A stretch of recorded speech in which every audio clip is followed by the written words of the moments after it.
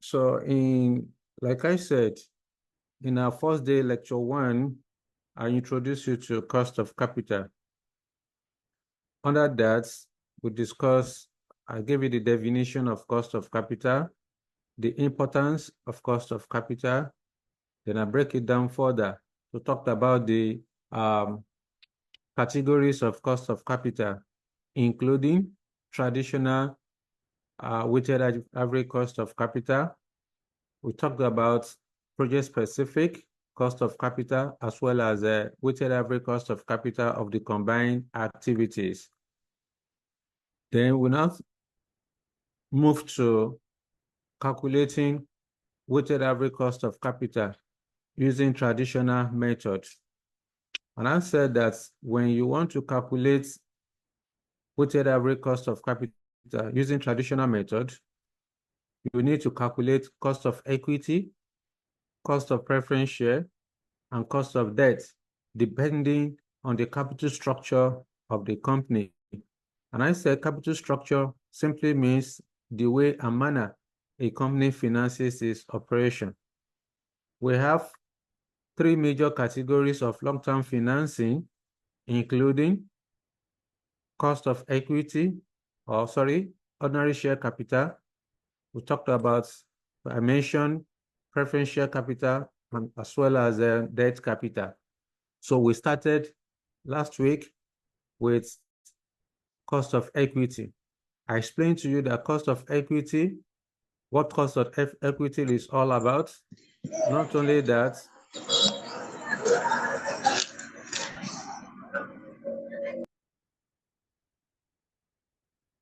sorry about that.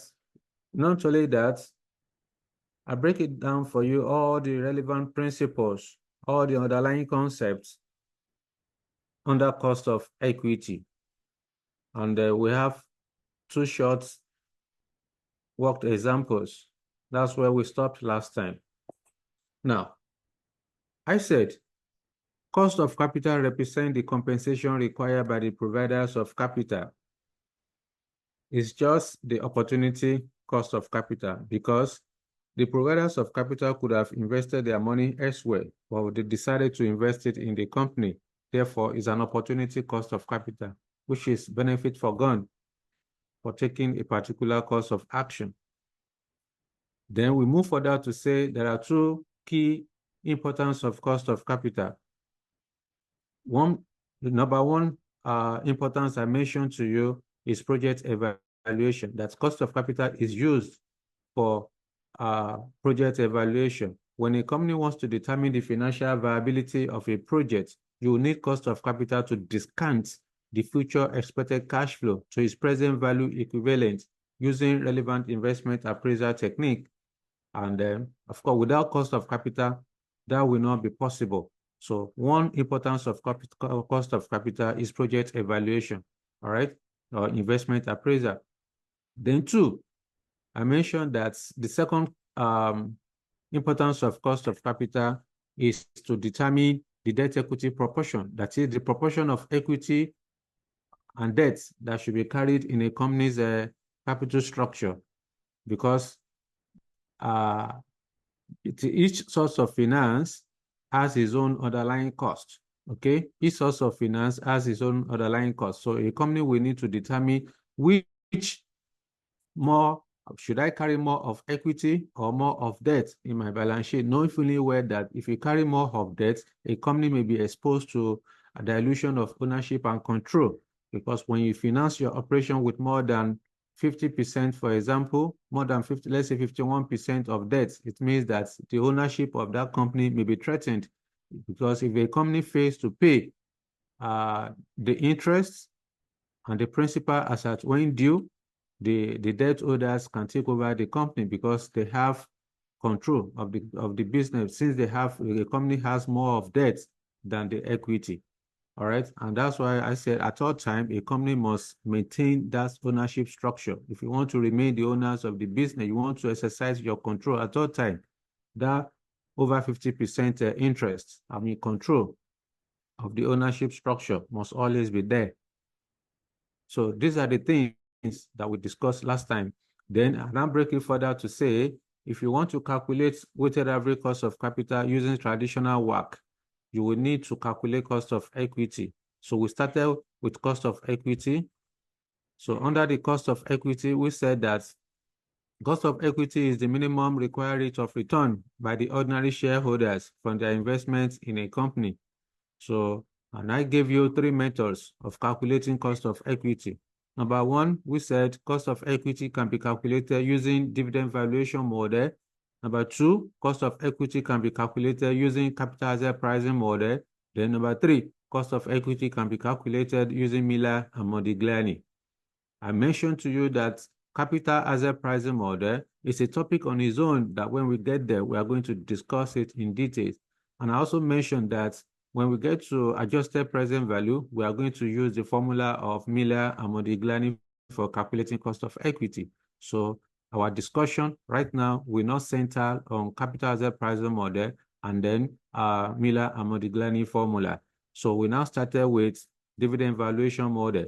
We said dividend valuation model represents the relationship, okay, between dividend and share price, meaning that dividend valuation model will be used when dividend information and share price are given in the question. So for that purpose, cost of equity will be calculated as the ratio of dividend to ex-div share price. So depending on whether dividend will grow or dividend will remain constant to perpetuity, I demonstrated the formula, I gave you the formula, then we solved some illustration on that. Not only that, under the cost of equity, there are about 4 principles that we tested. One is how to calculate cost of equity where there is where there's a constant dividend payment.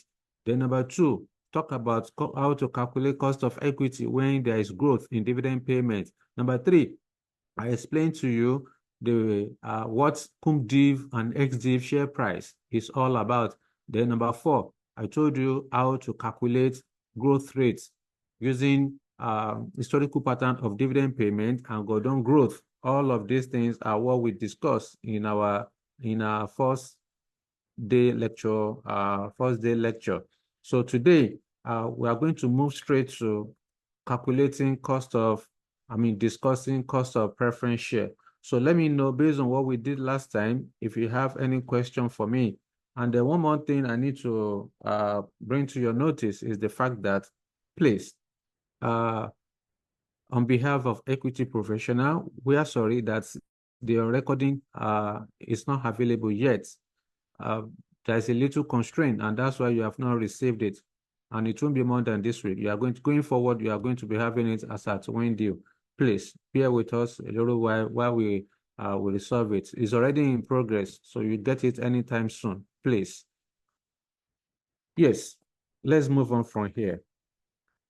Let me hear from you. 1 minute, 2 minutes. Let's talk about what did you experience based on our last lecture day, so that we can move to cost of preference. I want to hear from you if you have any question for me so far. If not, then we can move on to cost of preference share. Okay. All right then. So in the absence of no question, I believe you are fine. So let's move on. Now, before we talk about calculating or estimating cost of preference share, you need to know what preference share is all about, and then how do you estimate cost of preference share.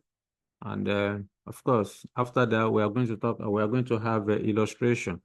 So when you talk about preference, some people can say preference share or preferred stock is the same thing. UK, the British call it preference shares, whereas the Americans call it preferred stock. Whichever one you call it is the same thing. All right. So when you talk about preference share, it's a category of shares that is given consideration over equity capital, over ordinary share capital, particularly in the event of liquidation. When a company liquidates, the preference shareholders will be settled before the equity holders. All right. So in order of seniority, preference shares is ranked above the ordinary share capital. All right. Then the preference shareholders are entitled to fixed dividend from their investment in a company. So the coupon will surely be given. So in the statement of financial position of the company, when you go to under the capital structure, you will see the nominal value of the preference share with the coupon rates, the percentage of the dividend that the preference shareholders will be entitled to. So everything would have been settled ab initio from the beginning between the two parties, between the company and the preference shareholders. All right. So, and that's why, because the percentage is fixed, and that's why you see that the dividend that the preference shareholder will receive will also be fixed. All right. And that dividend that the preference shareholder will receive will be based on the nominal value, will be based on the nominal value of the preference share. All right. So as we proceed, I will be telling you all of that. However, when you talk about preference share, the preference shareholders does not have any voting rights in a company. Okay, the preference shareholder does not have any voting rights in a company, and preference share generally combined is a kind of hybrid investment. Hybrid in the sense that it has the element of equity and the element of debt. Okay, it has the element of equity and the element of debt. So because the preference shareholders are entitled to fixed dividend, okay, dividend, preference dividend, then ordinary dividend, we can say to a large extent, or it's related to kind of just like ordinary share. Then when you talk about, and it also has the potential to appreciate in value, okay, to appreciate in value, the market price can increase as well, okay. However, we have cumulative or non-cumulative preference share, participating or non-participating preference share, redeemable or irredeemable preference share. When you talk about cumulative preference share, what this simply means is that, you know, in the POL, in the profit or loss account of a company, immediately after the earning, that is profit after tax, you are supposed to settle the preference shareholders by deducting the preference dividend. So whatever balance that is available after paying the preference dividend is the amount attributable to the owners of the business. Therefore, a company can only pay preference dividend if there is profit available. If a company does not make profits, then of course there is no way you'll be able to pay the preference dividend. So what this simply means is that if it's a cumulative preference share, it means that, and the company does not have profit available to pay that dividend for that year, so you can carry it forward. You'll be adding it, you'll be accumulating it. For example, if in the first year a company make loss, you can't pay preference dividend from a loss. You must make profits before you can pay preference dividend. So in a year that the company makes loss, and you can't pay preference, all you need to do, the amount of the dividend, the fixed dividend you are supposed to pay for that year, you carry it forward until if the second year the company make loss, you still carry it forward to the third year until a company is able to make profit. Then you start paying all the preference dividend that is outstanding. Okay, so if the profit made in the third year is sufficient to cover the preference dividend that's supposed to be received in the first and second year, then you pay through. But if the profit in the third year can only pay part of it, then the balance you carry it forward. So this is what is called cumulative preference share. Non-cumulative preference share simply means that you cannot, once you don't make the profits, there is no way you can't pay. That means you cannot pay preference dividend until the company is able to make profit. So you cannot cumulate it. So that is what cumulative or non-cumulative preference share is all about. There's nothing like calculation. It's purely theoretical. All right. But the major one that has to do with calculation is redeemable and irredeemable preference share. So let's talk about redeemable and irredeemable preference share. Please, once again, if I'm too fast, let me know. If I'm too slow, also let me know so that I can make appropriate adjustments. Okay, then. Yes. let's talk about cost of irredeemable. Let's start from irredeemable preference share before we talk about redeemable. Because irredeemable preference share is more straightforward relative to a redeemable preference share. Now, when you say a irredeemable preference share, it simply means that the company will pay the fixed dividend. The company will only pay the fixed dividend to perpetuity, and the principal sum will not be repaid.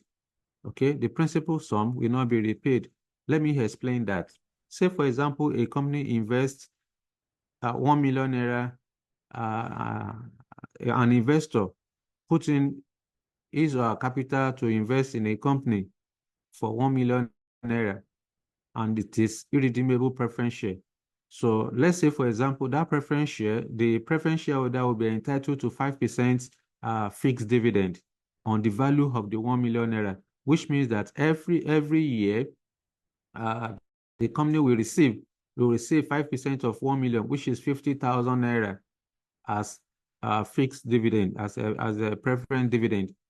So every year the company will be receiving that 50,000, but the principal sum of 1 million naira, the investor, which is the preference shareholder in this case, will not receive it at all. It will not be, the company will not pay back to the investor the principal sum. So this kind of investment is not common. It's not common at all, because I can't imagine if, well, since I'm not equity holder, I'm not a shareholder, I'm just a preference shareholder. So you can imagine I invested 1 million naira, I will just be collecting interest. I will not receive my principal. It is not common. You have to pay me back my money, the principal sum, and including the dividend that is I'm entitled to. Okay, but for irredeemable, that is what it simply means. So the company will only pay the fixed dividend annually, and the principal will not be repaid. All right, so that is what irredeemable preference share is all about. This irredeemable preference share can be calculated as the ratio of fixed dividend to ex-div share price. I repeat, the cost of irredeemable preference share can be calculated as the ratio of fixed dividend to ex-div share price. Let me scroll down and show you. This is what I'm trying to say. KP in here represents the cost of preference share. D is the fixed dividend. Fixed dividend, then divide by ex-div. Remember what I told you last week? I like to use ex-div as the denominator so that I don't forget. So this should call your attention. If you use ex-div as your denominator, it will call your attention that you need to go back to the question and check that the share price given to you, whether it is cum div or ex-div, because all those principles that we tested under cost of equity, they also apply here. The principle about cum div, ex-div, and all of that apply in the cost of preference share as well. So it's not just about equity, cost of equity. Okay. What's your problem? Okay, then. So now, of course, you have to multiply your number with 100% because you are calculating cost of capital. So you multiply with 100%. So multiply by 100/1. So this is how to calculate cost of preference share, cost of irredeemable preference share. Remember, the dividend is fixed. There is nothing like growth. It is only under cost of equity that you have growth. We have growth rates. As far as cost of preference share is concerned, there is nothing like growth rates. So the cost, I repeat, the cost of irredeemable preference shares represent the ratio of fixed dividend to ex-div share price. So in this case, what I will need to do, I will go to the question. If I'm given information on the cost of preference share, if I'm asked to calculate cost of preference share, I will go to the question. I will go and pick the nominal rates for the preference share. because the that nominal rate is usually attached to the value of the preference share. It's just a percentage. It could be 5%, it could be 10%, it could be 6%, it could be it could be 15%. Whatever the percentage, that is the nominal rate. The nominal rate, I need to multiply it with the nominal value of the preference share. I will go to the balance sheet, statement of financial position of the company. I will go and pick the nominal value. The amount you have in your balance sheet is called nominal value or face value.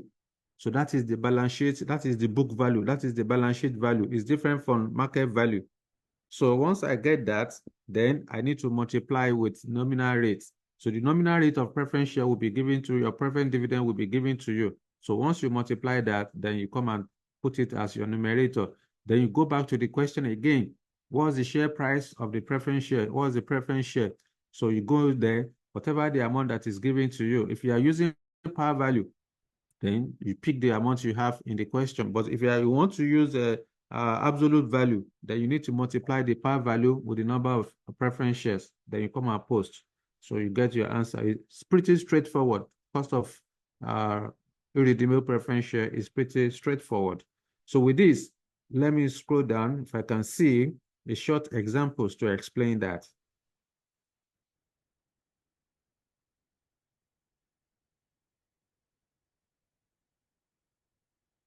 Okay. Cost of preference share. Okay, so let's quickly have this illustration number 2. Adenine. Let me look for a small space that I can use. Okay, I can manage that. I can manage up there. So let me read for you. Okay.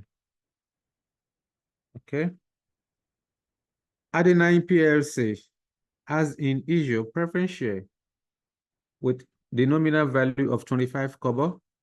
The agreed dividend of 5 kobo has just been paid. Required.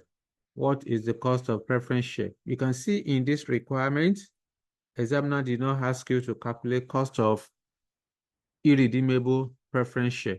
How would you know it's irredeemable preference share? Once the redemption dates of the preference share is not given, that means it has to be irredeemable preference share. If it's going to be redeemable preference share, the redemption date, the day the company will pay back the principal, will be given to you in the question. Once you don't have that date, then it has to be irredeemable preference share. So for me to solve this question, what am I supposed to do? Since I know this is irredeemable because I don't have the redemption date in the question. So all I need to do, first thing first, is to put down my formula. I would then say calculating, let me manage this small space, calculating cost of irredeemable preference share. Let me put PS, cost of space, PS. That is what I want to calculate. So I would then say KP, cost of preference share, equal to fixed dividend divided by XDIV, share price. Remember what I said last week? XDIV share price means the share price that exclude dividend. It means that dividend has been paid. Okay, this is share price that exclude dividend because you don't use cum div share price. Cum div share price simply means share price that includes dividend, and you don't use cum div share price to calculate cost of preference share. It has to be ex div share price. So I multiply my number with 100%. So at this point, I would then say KP equal to, I will go to the question, I will go and look for fixed dividend. So we are told in this question that the agreed dividend of 5 kobo has just been paid. So fixed dividend is 5 kobo. So I can just put 5 divided by, I'm looking for XDIV share price. I'm looking for share price of the preference share. So we are told that the company, the preference share with the nominal value of 25 kobo. So nominal value, there is no share price. Okay, there is no share price in the question. We're only given nominal value. So you could the nominal value, like I said, is the same thing as face value of the preference share is also the same thing as the book value. So since you are not given market value, then the book value will represent your denominator. So I would then say divide by 25, multiply by 100 over 1 equal. So what do you have here? 5 over 25. What does that give you? You have to participate. That's 20%. Okay. So this is how to calculate cost of irredeemable preference share. Cost of irredeemable preference share. So that is for that. So let me look at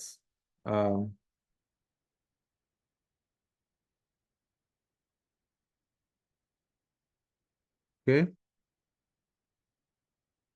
Let's move on.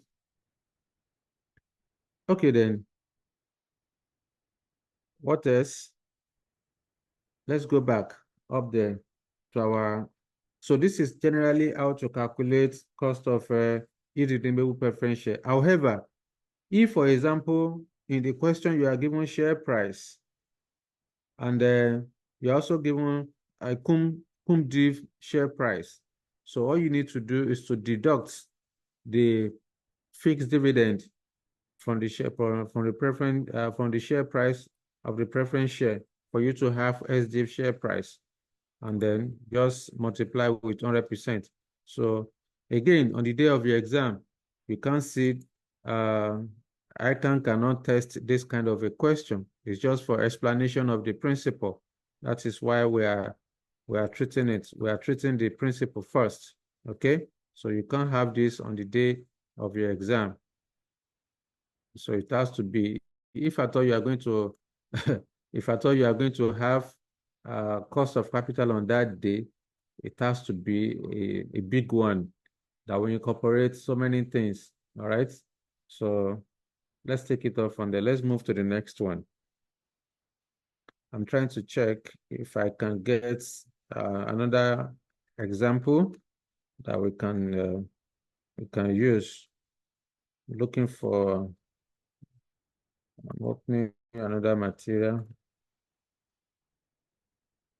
Okay. Let me see, just few seconds. Let me go through if I can, so that we can have more examples.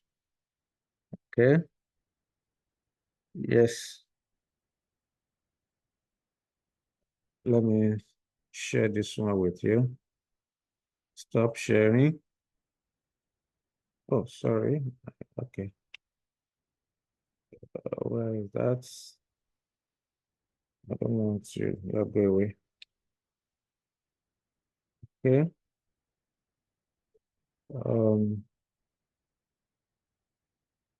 Let me open this one. Okay.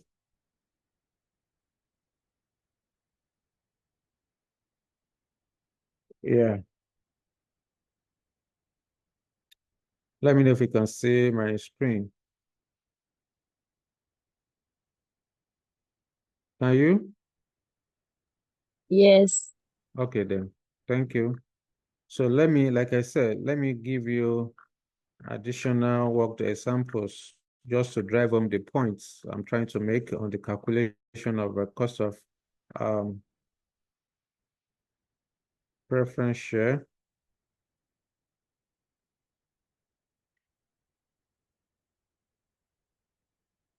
Who's the venture?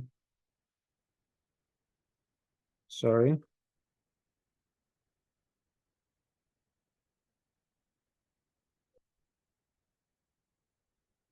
Okay. Okay. Preference share. Okay, let's have this. This is it redeemable? No, this is redeemable. Okay, no worry. So let's move on. Let's move on. Yes. Let's go back to the other one.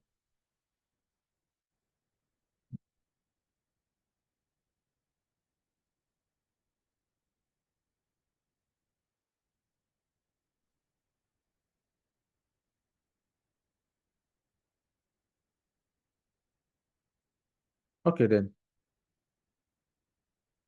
So let's go to cost of redeemable preference share.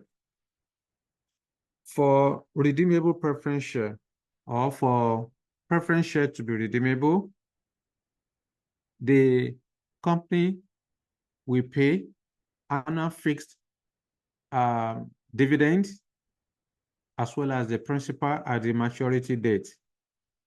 When preference share is redeemable, I'll repeat, when preference share is redeemable, it means that the company will pay the annual fixed dividend and the principal at the maturity date. So that is simply what preference share is all about. A redeemable preference share is all about. So, unlike the irredeemable preference share, whereby the company is expected to pay only the fixed dividend, which of course the principal will never be repaid. But as far as redeemable preference share is concerned, the company will pay both annual fixed dividend and the principal at the maturity date. Say, for example, for a redeemable preference share, this redeemable preference share has 5 years maturity. So it means that every year, the company will only be paying annual fixed dividend. But at the final day, at the maturity date, the company will pay back the principal sum, which is the final day, which is the redemption date. That's the year 5. So the company will pay back the principal sum at the maturity date or at the redemption date. So that is simply what redeemable preference share is all about. So preference share could be redeemed at par, it could be redeemed at a discount, it could be redeemed at a premium. Now, if preference share is redeemed at par, it means that at the nominal value, the par value of a preference share could be 1 naira. Okay, so if you are redeeming at par, it means that it will be redeemed at that 1 naira. So if it's going to be redeemed at a discount, that means it will be less than 1 naira. So if it will be redeemed at a premium, it means it will be more than 1 naira. So that is what redeemable preference share is all about. Okay, that is what redeemable preference share is all about. So I repeat again, for redeemable preference share, it means that the company will pay both the annual fixed dividend and the principal at the maturity date. And the principal at the maturity date. And I also said the redeemable preference share, preference shares could be redeemed at a premium, at a discount, or at par. If it's at par, it means that at the nominal value, at the amount you have in the balance sheet, that's the nominal value, which is 1 naira. Okay. If it is at a discount, it means that it will be redeemed less than 1 naira. If it's at a premium, it will be redeemed at higher than 1 naira. So these are the things you need to take into consideration when you are calculating cost of redeemable preference share. Now, how do you then estimate cost of redeemable preference share? The cost of redeemable preference share is calculated as internal rate of return. Okay? Cost of redeemable preference share is calculated as internal rate of return. So when you want to calculate your cost of redeemable preference share, there are some procedures you need to carry out. Number 1 is for you to assume 2 discount rates that will produce 2 opposing NPV. Okay, you assume 2 discount rates that will produce 2 opposing NPV. The cost of capital will not be given to you. You are the one that will assume the cost of capital to be used to calculate your cost of redeemable preference share. So you have to note that. So you are the one that will assume it, and that's why it is called internal rate of return. Okay, so the first step for you to do is to assume 2 discount rates that will produce 2 opposing NPV. What that simply means is that once you assume, you are going to assume 1 discount rate, use that discount rate to compute your net present value. Then you keep it on one side. You assume the second discount rate. You also use it to calculate your net present value. So if the first one produce a positive net present value, then you need to increase the cost of capital or the discount rate you are going to assume to get the negative net present value. So the second step is for you to calculate the cost of redeemable preference share using the internal rate of return formula. Okay. So this is the formula for internal rate of return. You are all familiar with this formula. You did it under performance management. Okay. So this is the formula for calculating internal rate of return. So this is cost of redeemable preference share. Then that's that. So these are the things you need to do. I break the procedure down into those two elements or three. So I don't want it to be too voluminous to confuse you. But what is important is that, in fact, both cost of redeemable preference share and cost of redeemable debt is the same way you are going to calculate it. The only difference is just the fact that one is talking about interest, the other one is talking about dividend. Okay. But when we get there, I will explain to you again under cost of debt. Okay, then. So I repeat again, when you want to calculate cost of redeemable preference share, simply go ahead and calculate internal rate of return. And you know, when you want to calculate internal rate of return, you are going to assume two discount rates that will produce two opposing net present value. One discount rate will give you negative NPV, another discount rate will give you a positive NPV. Then you proceed to calculating the internal rate of return using this internal rate of return formula. That's all you need to do. That's all you need to do. All right. So in that case, let's have a short example to demonstrate how to calculate cost of redeemable preference share before we go to cost of debt.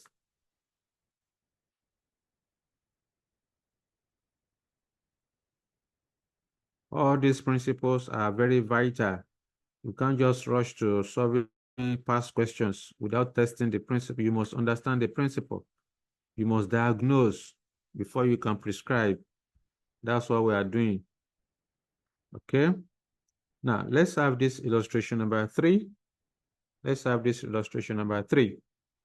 We are told that Johnson PLC is financed with 1 million redeemable preference share with a nominal value of 1 naira and nominal rate of 8%, but currently quoted at 1 naira 5 kobo ex-div. The preference share will be redeemed at par in 5 years' time. Required, calculate the cost of preference share. Now, like I explained to you earlier on, when you talk about redeemable preference share, for a preference share to be redeemable or for a debt to be redeemable, the redemption date must be given to you. As far as this preference share is concerned, the redemption date is 5 years' time. That's the maturity date. That's the redemption date. Okay? That is the day the company will pay back the sum of 1 million naira to the preference shareholders. Okay? Johnson is the company that will pay that 1 million naira to preference shareholders in the next 5 years. But every year, Johnson PLC will be paying the preference shareholders fixed dividend of 8% on the nominal value. Okay, I will just multiply 8% of 1 million naira. That's 80,000 naira. So every year, Johnson PLC will be paying fixed dividend of 80 million naira to the preference shareholder. But at the maturity date, which is the next 5 years, Johnson PLC will pay back to the preference shareholder the nominal value of 1 million naira. That is 1 million shares multiplied by nominal value of 1 naira. So will be returned to the preference shareholder. So, however, let's solve this particular question. What am I supposed to do? This is what examiner has given to me. Because I can see redemption value, examiner has told me this preference shares will be redeemed at par. Remember what I told you earlier. Preference share could be redeemed at par, as premium, or at a discount. So if it's going to be redeemed at par, it means at 1 naira, that is at the nominal value. If it's going to be redeemed at a premium, it means that it will be redeemed more than 1 naira. If it's going to be redeemed at a discount, that means it will be less than 1 naira. So in this case, because I can see the redemption date of 5 years' time, so I need nobody to tell me that this is redeemable preference share. Then I'll then go ahead and calculate my internal rate of return. It's as simple as that. So I want to calculate internal rate of return based on the information given to me. Therefore, what am I supposed to do? Simple. I will assume two discount rates that will produce two opposing NPV. Once I have my NPV ready, then I will go and calculate my internal rate of return using the internal rate of return formula. That's all you need to do. No stress. No matter how big is the question, it's the same concept. So solving this, let me look for space. Okay. In order to have a bigger space, I don't want to be managing the. So let's go to working notes. Since you have the material with you, please open to the question on page 11. Open to the question on page 11. So let me stop sharing this and move to the working notes so that I can have space to write. Can you see my screen, please? The working notes.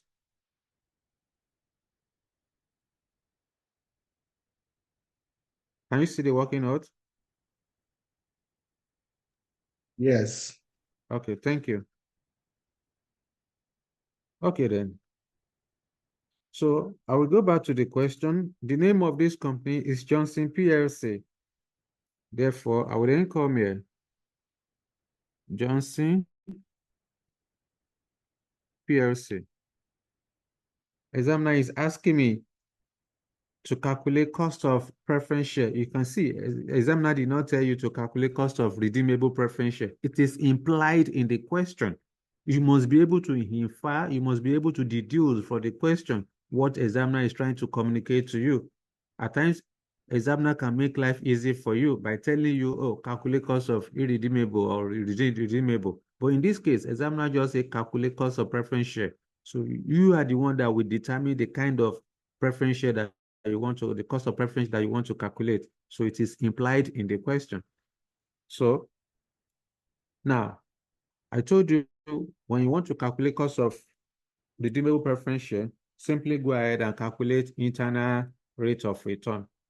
So in calculating internal rate of return, I want to assume two discount rates that will produce two opposing NPV. I cannot assume the two discount rates at the same time. I need to start from somewhere. The result of the first one will determine the second discount rate that I'm going to assume. Therefore, I would then say assume. Before that, calculating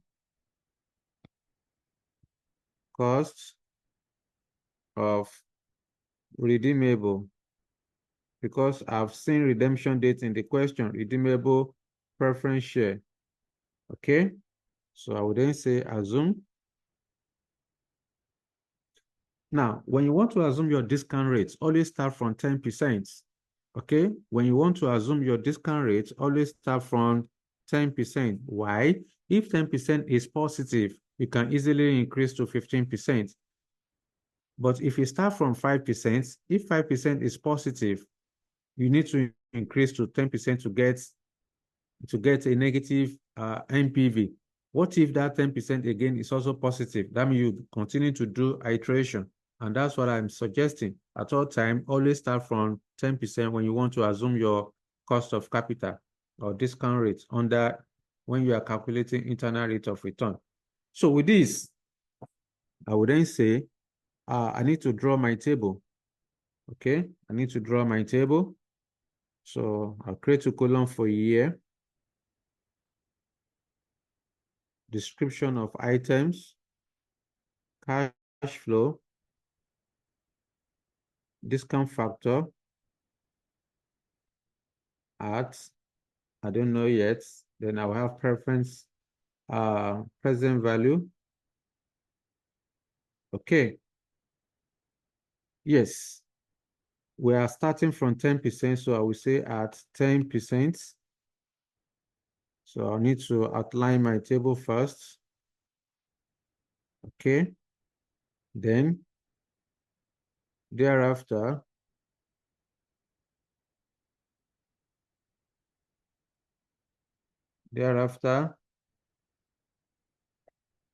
I'm starting from year 0. I have year 0. I will then go back to the question. What's the maturity date of this preference share? Examiner told us that the preference share will be redeemed in 5 years' time. So which means that the company will pay, Johnson PLC will pay to the preference shareholders annual fixed dividend of 8%. year 1, 8%, year 2, 8%, year 3, 8%, year 4, up to year 5 is 8%. So that means the fixed dividend that the Johnson PLC will pay to the preference shareholder is constant from year 1 to year 5. So in this case, since my fixed dividend is constant at 80,000 naira, so I can simply say year 1 to 5. So at the final year, which is year 5, then the preference share will be redeemed. Therefore, under the description, I'm going to have the current market value. Current market value of the preference share. From year 1 to 5, Johnson PLC will pay annual fixed dividend. Then at year 5, which is the final year, so the nominal value of the preference share will be redeemed. Okay, I would then say redemption. Redemption value. Okay, that's that. So at this point, I can then complete my table. Okay, let me write the cash flow, loss of space. Oh, that's the cash flow. So it's the same cash flow.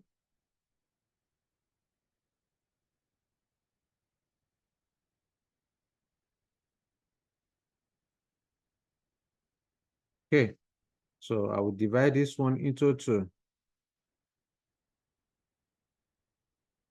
I'll also divide this one into 2 because I'm using one table to calculate my 2 NPV.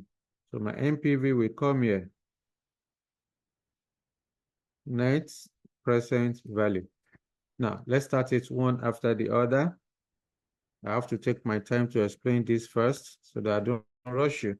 Now, under the cash flow, you can see in year 0, I've mentioned current market value, which means that I need to calculate the present value of the market value. Okay, I need to calculate the present value of the preference share. So in this case, what am I supposed to do? I will go to the question. I will go and pick the XDIV share price of the preference share. I need to go and pick the XDIV share price of the preference share. I will multiply with nominal shares. So that it will now give me the market value, total market value. It is that total market value I will put here. If I want to use absolute number, if I want to use par value, then of course, it's still the same thing. However, so let's go back to the question and pick the numbers we are looking for.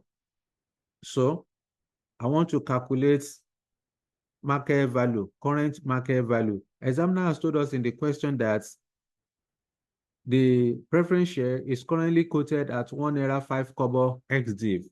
XDIV simply means that 1 naira 5 kobo excluded dividend. It means that dividend has been paid. Therefore, to get the total market value, I will multiply the XDIV share price of 1 naira 5 kobo with the nominal value, with the number of shares. Number of shares is 1 million. I will multiply with 105. So let's go and do our working. So let's put our working here. I will say working number 1. I want to calculate current market value. Okay, current market value. How do I calculate the current market value? Current market value is calculated as number of shares multiplied by XDIV share price. Therefore, number of shares is 1 million. We have 1 million shares multiplied by XDIV share price of 1 naira 5 kobo. So this will give us 1,050,000 naira. Okay, so that gave us the total market value of the preference share. Working number 2. So before we go to working number 2, let's go up there. Let me shift that one up. So let's go up there. So I will come here and put 1,050,000. Put it in brackets. It's a cash outflow because the company is paying it. The company is paying it to the preference shareholders. So you put it in brackets. So discount factor at year 0 is 1. So 1 multiplied by 1,050,000 will give me 1,050,000. As I'm talking, you guys should be reflecting on what you did at skills level under capital budgeting. Okay. Let me rewrite that. This is not sufficient. Okay. Yes, this one is 10% at 10%. So 1,050,000. All right then. So we are done with current market value. Let's go and determine present value for the fixed dividend. So to get the fixed dividend that you are going to put here, you go to the question, go and pick the nominal rates of the preference share.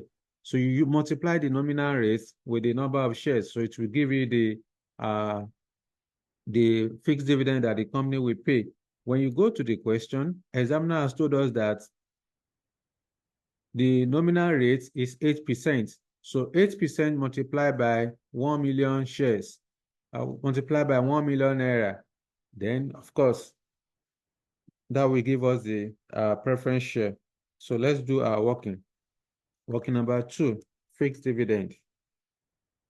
We need fixed dividend.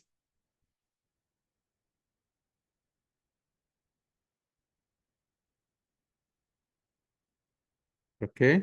So to get the fixed dividend, like I said, you are going to multiply the nominal rate with the nominal value. Fixed dividend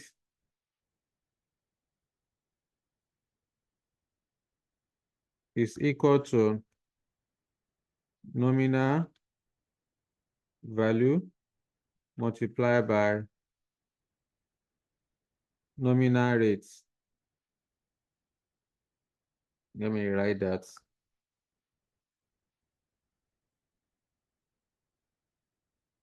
Okay. So how do I get my nominal value? To get my nominal value, I will multiply the nominal value per share, will multiply with number of shares. So that will give me the nominal value. So, okay, so 1 million shares, we multiply with nominal value of 1 naira. So that will give me total book value. So I would then say 1 million shares multiplied by nominal rates, multiplied by nominal value per share of 1 naira, then multiplied by nominal rate of 8%. So here is 1 million naira multiplied by 8%, which is equal to 80,000 naira per annum. So every year, the Johnson PLC will be paying to the preference shareholders 80,000 naira. So our fixed dividend is 80,000 naira. So let's go up there. I would then come here because the 80,000 naira is constant. Year 1, 80,000. Year 2, 80,000. Up to year 5 is 80,000. So it is constant. As a result, I will go and calculate annuity factor. Annuity factor at 10%. So that will give me cumulative discount factor or annuity factor. So working number 3 now. Working number 3, annuity factor. See the way I'm picking it one by one. I don't want to rush you. Annuity factor, AF. You can call it annuity factor or cumulative discount factor. So annuity factor is calculated as 1 minus 1 plus R raised to power minus N or divided by R equal. R is the cost of capital, N is the useful life. So in this case, we are assuming 10% discount rates. Therefore, I would then say 1 minus 1 plus 10%. That will give us 1.1, 1.10, then raised to power minus 5. So minus 5. The useful life of the preference share, the maturity date is the next 5 years. So N is 5. divided by R. So bring out your calculator and give me the final answer. I'm waiting for you. I want you to give me the final answer. Bring out your calculator, please. Yes. 3.791. Thank you. 3.791. 3.791. You are correct. So our annuity factor is 3.791. So let's go and put it there. Oh, Robinson, you have touched something. Okay. Here is 3.791.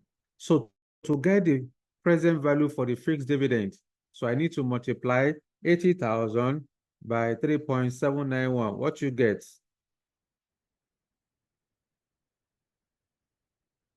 Yes.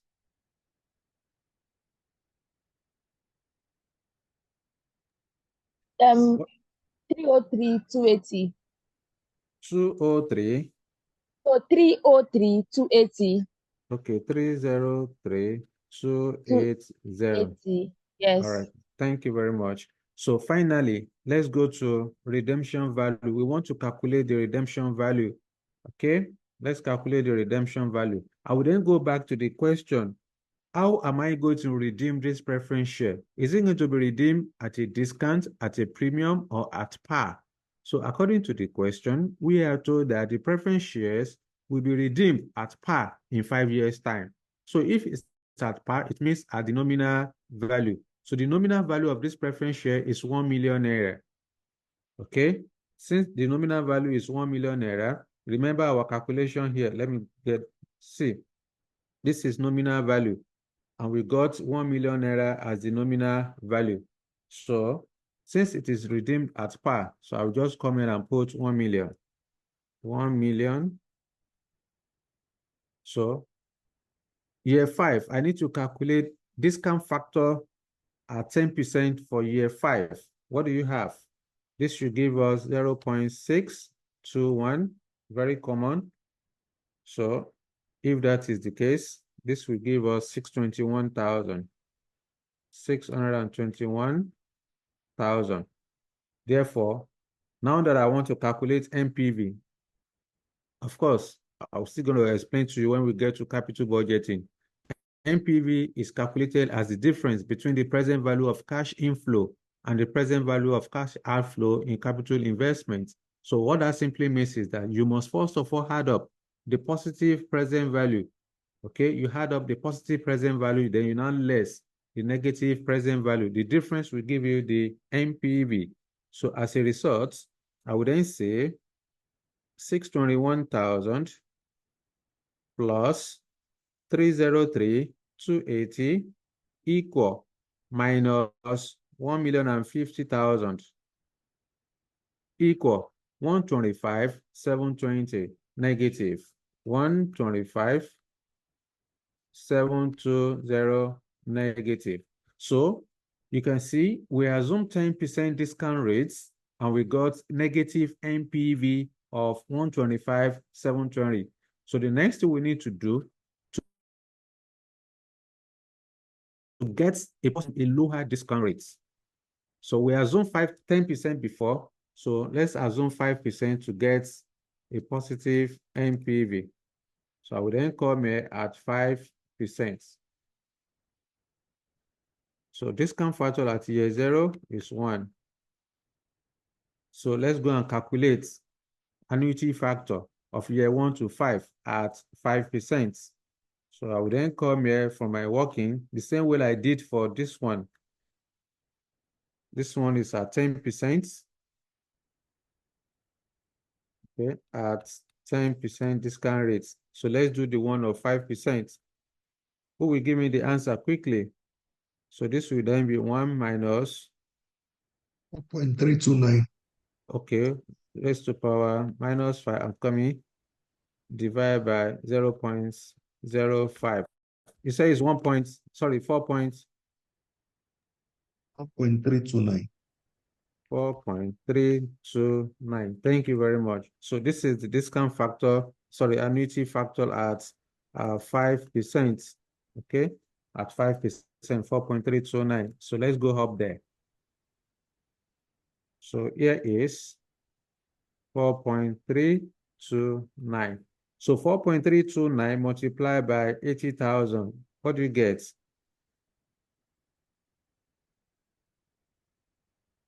Okay, what do you get? 346, 320. Okay, 346, 346, 320.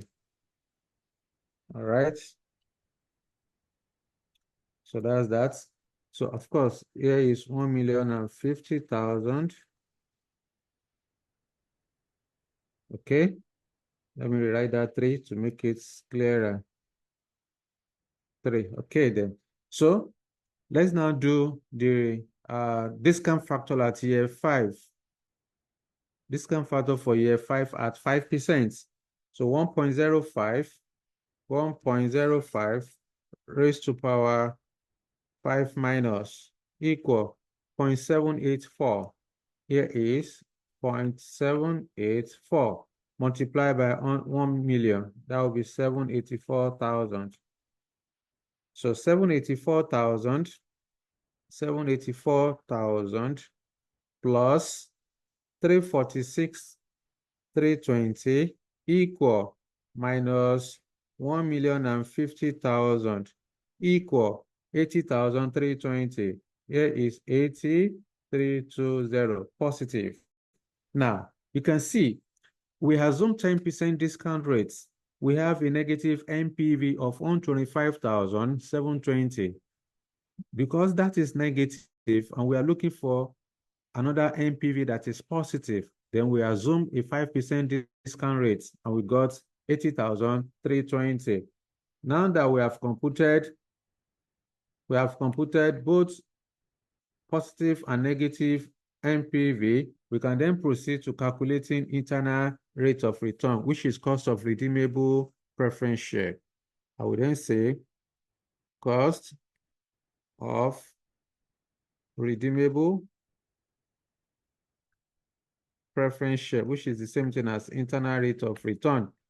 So internal rate of return equal to A plus NPV of A. Let me shift a little bit. NPV of A divided by NPV of A plus NPV of B. All of this multiplied by higher discount rates minus lower discount rates. Okay, so internal rate of return will then be equal to, we assume 5 and 10% discount rate to calculate our NPV. So A is the lower discount rate. 5% is lower than 10. Therefore, we say 5 plus NPV that produce NPV of A is the NPV of the lower discount rate. You know, the lower discount rate is 5%, and we got 80,320. So I would then say 80,320 divided by 80,320 plus NPV of B, meaning the NPV of the higher discount rate, which is 125,720. So all of this multiplied by higher discount rate of 10 minus lower discount rate of 5. So I don't need to stress myself. Just carry calculator once and for all and get the number. Okay. So you can start from the denominator by saying that 80,320 plus 125,720 equal, that's 206,040, 206,040. Okay. Then I will say 80,320 divided by answer. Answer is 206,040 equal. Then multiply by difference between 10 and 5. Multiply by 5 equal. Then plus 5 equal. That's 6.95%. So cost of irredeemable preference share is equal to 6.95%. 5%. Approximately, the cost of eligible preference share is 7%. You see the procedure, see what, as small as the question, look at all the talk that we've been doing since. You can see, I can't just proceed. I have to go and do my working. Look at, I have to come down there and be doing working for the relevant variables that I need for me to be able to proceed. So this is the kind of presentation that is expected of you, where you are supposed to tabulate, you tabulate appropriately. So let me know if you have any question on what we just did now, so that we can move to cost of debt. Any questions so far?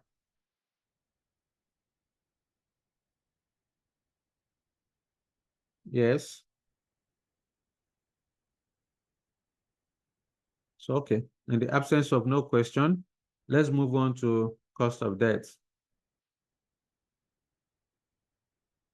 All right. So I want to stop sharing this so that I can move to the material.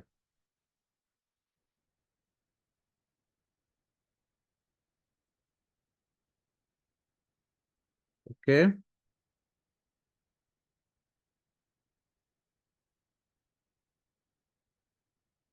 Let me know if you can see my screen, please.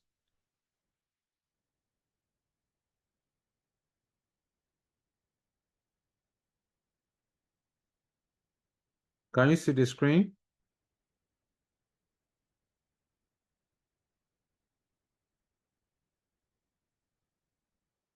Hello, can you see the screen? Yes, sir. Yes, sir. I'm afraid. I'm thinking that maybe I'm talking to myself alone. Okay, then. So let's go to cost of debt.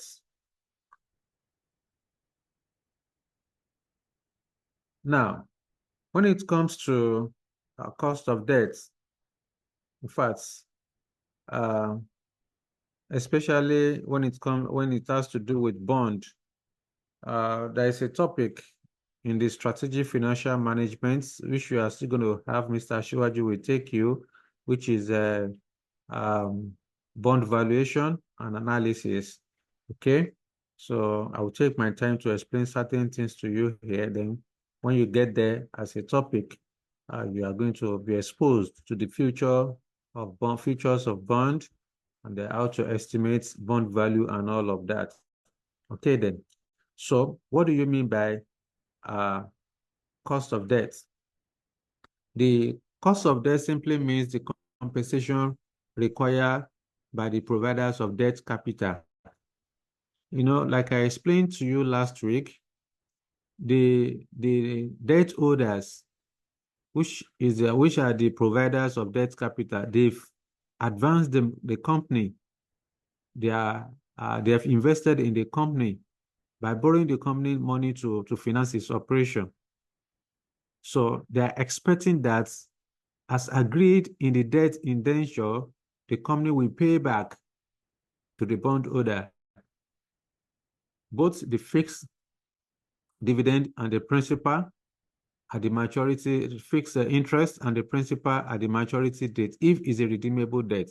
However, the interest expense that the company is expected to pay to the debt holders is a form of compensation to the providers of capital, to the providers of debt capital. But to the providers of the debt capital, is a return on their investment, because they've invested their money in the company by lending the company money to finance its operation. So when it comes to debt capital, the debt holders are entitled to fixed interest from the performance of the company. You know, from the profit or loss account of a company, you have revenue. Revenue is the top line item.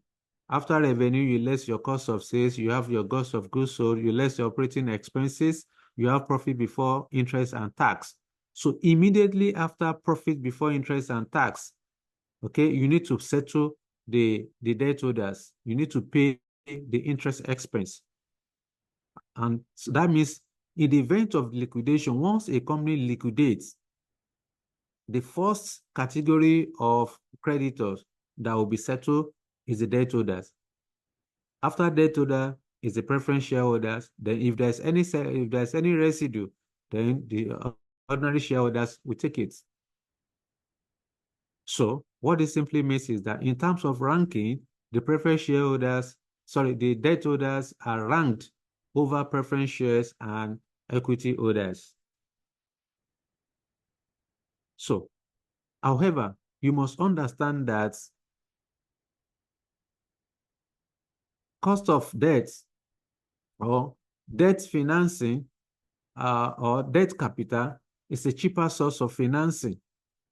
I repeat, you must understand the fact that debt capital is a cheaper source of financing because of tax deductibility benefits. When a company finances operation with debt capital, instead of the company to pay the full amount of the interest, you must account for, you are going to pay after tax cost of debt. You are going to pay after tax cost of debt. So because there's a tax relief attached to the debt. Okay. And that's why we are saying that debt is a cheaper source of financing because of tax deductibility benefits.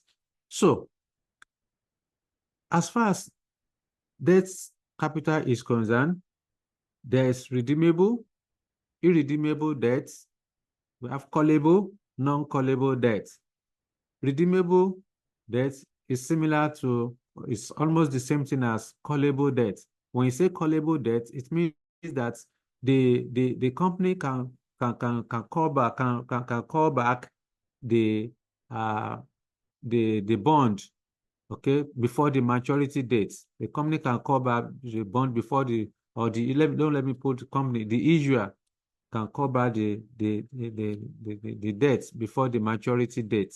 Okay, that is callable debt, especially when the interest rate changes. So in order to reduce to profit from the change in interest rates, the debt holders, the issuers may call back the bond and then reissue the bond again, consistent with the prevailing interest rates. But again, there's what we call debt indenture. In this indenture, the debt indenture is just like a contract agreement that will dictate the responsibility of both parties, the pros and cons that has to do with the investments between the two parties. So the bondholder will need to protect itself against changes in interest rates. So as a result, before you can call back the bond or the debt, there will be a particular period, maybe after some years, before you can say you can call back, before you can call back the debt. Otherwise, at any time the interest rates favor the issuers, the debts, the bond may be recalled. Okay then, but that is not where we are going for now. So that is what I'm just trying to explain what callable or non-callable debt is. Non-callable simply means that you cannot call back the debts. Okay. Now, our major discussion will be centered around redeemable and irredeemable debts. Okay, redeemable and irredeemable debts. What do you mean by irredeemable debts? The same way I explained under preference share.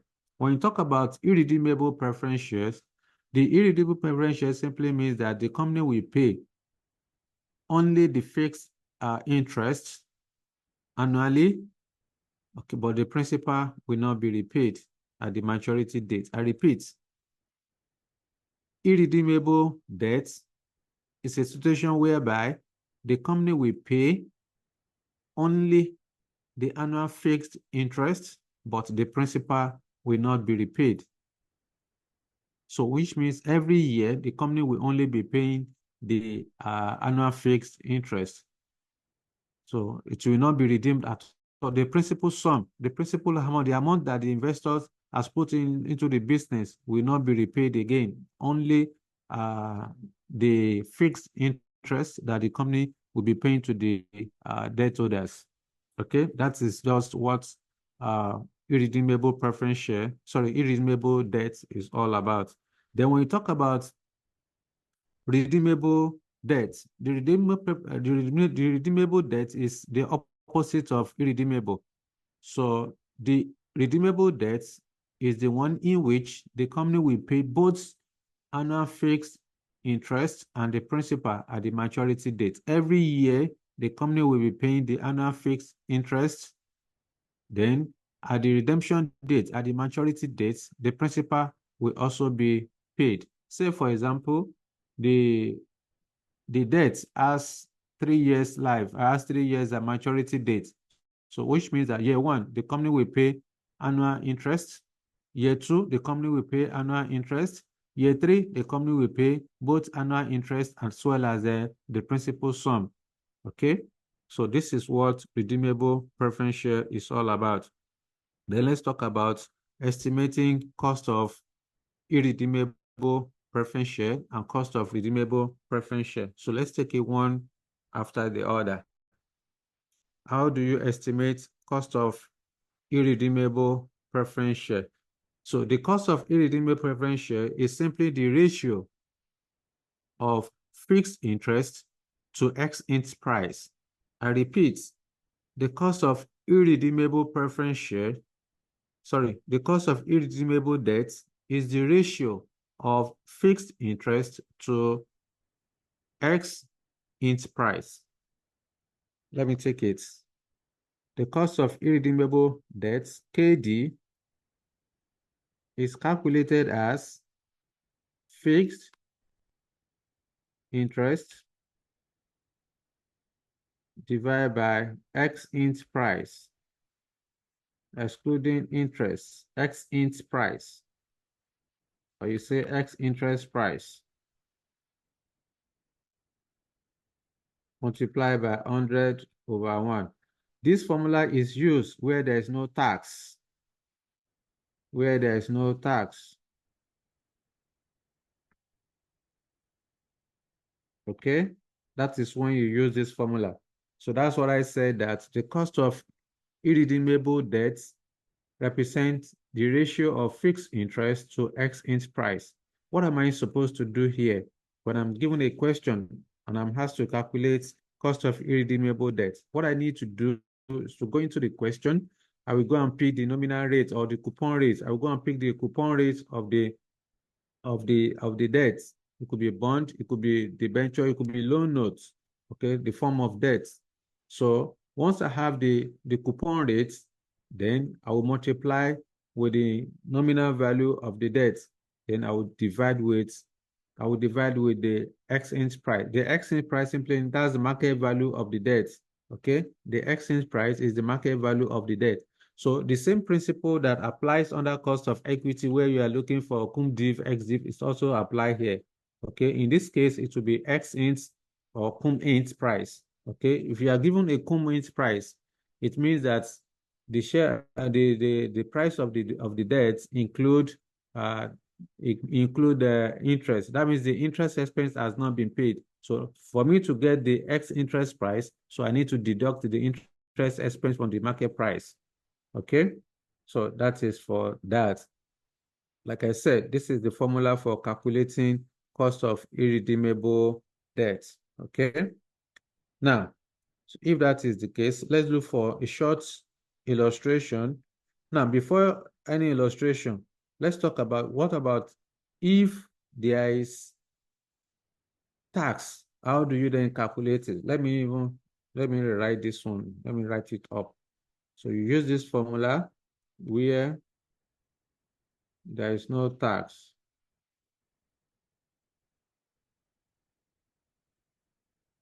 Okay? Where there is tax, what do you do? Let me use this space. Or KD equal to fixed interest multiplied by 1 minus tax divided by X-int price. Remember earlier I was explaining to you, X-int. I was explaining to you earlier on that debt has tax deductibility benefits, which means that anywhere you see the interest expense, you must adjust for tax. Once you are given tax rate in the question, you must adjust for tax on the interest expense. So that's why you are seeing fixed interest multiplied by 1 minus tax, because debt has tax deductibility benefits. Okay, so that's that. Another thing you need to know is that debt is usually quoted at 100 naira per unit, except examiner says otherwise. I repeat, debt is usually quoted at 100 naira per unit. Pardon? Okay. So debt is usually quoted at 100 naira per unit, unless examiner says otherwise. At times, the bond may be quoted at 1,000 naira. So depending on what examiner wants you to do, but in most cases, it's at 100 naira. So watch out. So whatever we are going to be making reference to in our class under debt, our focus will be at 100. Okay, it will be at 100. So that is that. So let's quickly go down there and see if we can have a short worked example that we can use to explain this.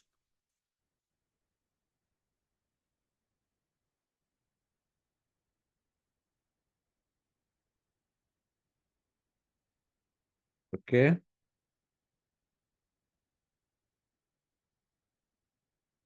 Okay, so let's use this illustration number 4. Let's use this illustration number 4. Who will read for us? So that somebody should read for us, please.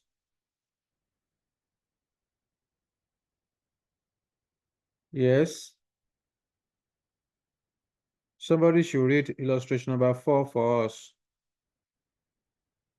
Who will take the lead? Before I call name. Jacob, you want to try? Hello? Yes. Okay, then read for us. Illustration number 4.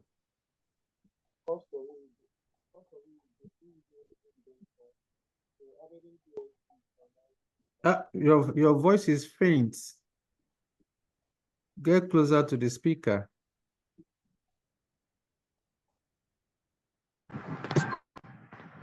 Okay, can you hear me now? Yes, better. Fantastic. Go ahead. Okay, so illustration 4, cost of irredeemable debenture. Aberdeen PLC is financed with 10 million naira. With 10 million naira, 9% redeemable debenture, quoted at 102 naira interest. Okay, quoted at 102 naira. Interest on debenture was paid last week.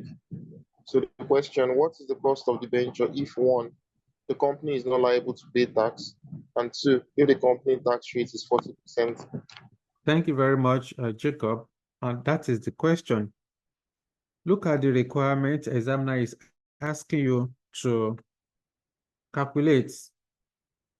You have to calculate cost of debenture if the company is not liable to pay tax.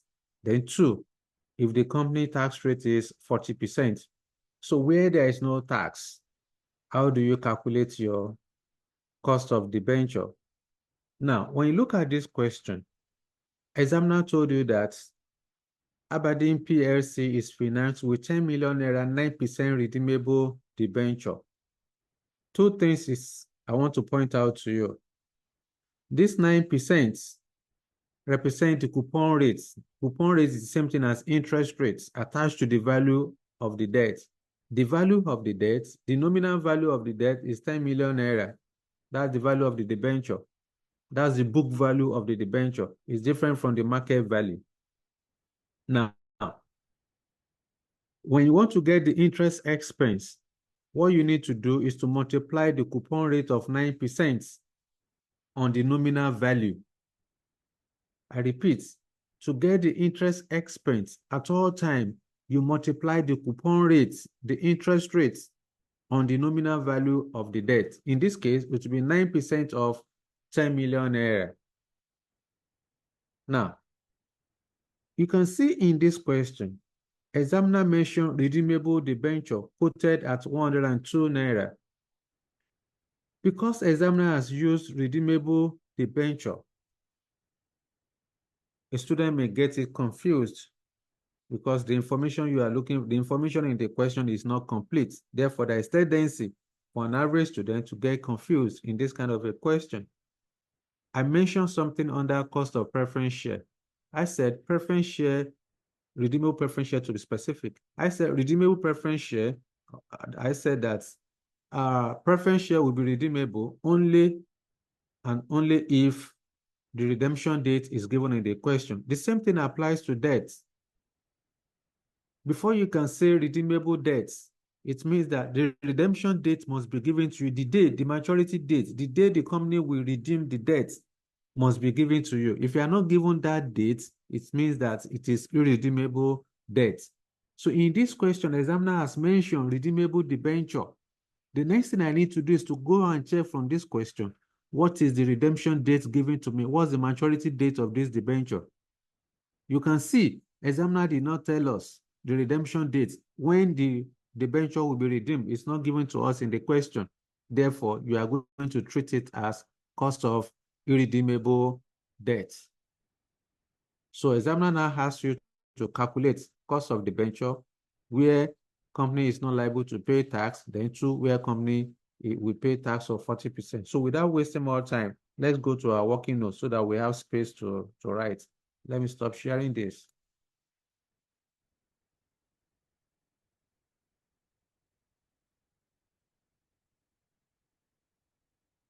Okay. All right then. So we are solving illustration number. This is illustration number 4. Illustration number 4. The name of the company is Aberdeen PLC. So examiner wants us to calculate cost of debenture where the company is not liable to pay tax. I would then say number 1, cost of irredeemable debenture. Cost of irredeemable debenture 1, where there is no tax. So where there is no tax, I would then say KD, which is cost of debt, will be calculated as fixed interest divided by X int price. X interest price multiplied by 100 over 1. So this is the formula that we are going to use where the company is not liable to pay tax. So in this case, I will go back to the question. I will go and pick the coupon rate of the debenture. So the coupon rate of the debenture is 9%. So if I like, I can use par value. If I like, I will use absolute number. If I want to use absolute number, I can just say equal to my interest rate is 9%. 9% on the nominal value. I will just say 9%. The next interest expense will then be 9% multiplied by the nominal value of the debenture is 10 million naira. So multiply by 10 million naira. Then divide by X int price. I will go to the question, what's the value per unit of the debt? So which is 102. We are told that interest on the debenture was paid last week. It means that if interest has been paid, if the interest expense has been paid, it means that the 102 is X int price. So there is no need for any adjustment again. Since the interest expense has been paid, it's already X int price. So 102. Because I want to use absolute number, I would then say 102 102. Remember, debt is always quoted at 100 naira per unit. So this 102, you need to divide it by 100 naira. So you need to divide it by 100 naira, then multiply by the nominal value. Nominal value is 10 million naira. Remember, okay? That's that. So in this case, it's because I'm using absolute number. That's why I want to practicalize the two for you. So 9% of 10 million naira, what do you get?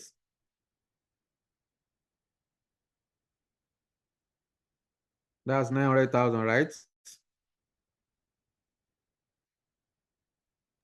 Yes. So I would then say 900,000 divided by 1.02. That is 102 divided by 100. That's 1.02. So 1.02 multiplied by 10 million naira. What do you get? That's 10,200,000. Am I correct? Yes, sir. So 10,200,000. So multiply by 100 over 1. What do you get? So 900,000. Okay. Divide by 10,200,000 equal, then multiply by 100%. Equal. 8.8%. That's 9%. 8.8%. 8.8%. Approximately KD is approximately 9%. So cost of irredeemable preference share where there is no tax for Aberdeen PLC is 9% approximately. So if I want to use par value, if I don't want to, here I use absolute number. If I want to use par value, then I can say, or KD is the same formula, KD equal to, because debt is usually quoted at 100 naira per unit. So the interest rate given to you, the coupon rate given to you, just bring it there. Don't need to waste your time. Just say 9 divided by X-int price. The X-int price is 102. So I'll just say 102 multiplied by 100 over 1. I should be able to get the same thing as 9%. Let's confirm. 9 divided by 102 equal, which is the same thing. You can see. So why should you want to be stressing yourself to be doing all of this when you have a shorter way of doing it? All right, when you have a shorter way of doing it. So I just explained the two, demonstrated the two for you, how you can do it. Whichever way you do it, you are going to be fine. Because a student can ask me, what if I multiply with, how do I get, if I do it this way? You have a choice to either do it this way, or you do it like this one. So you have a choice. All right. Let me remove all the jaga things I draw. Okay, so that's that. The second part, where examiner told you where there is tax. So high, where there is tax of 40%. So now that we have been given a tax rate, I would then say KD, cost of irredeemable debenture, is equal to fixed interest multiplied by 1 minus tax rates. T is the tax rates. 1 minus tax rates divided by X int price. X interest price multiplied by 100 over 1.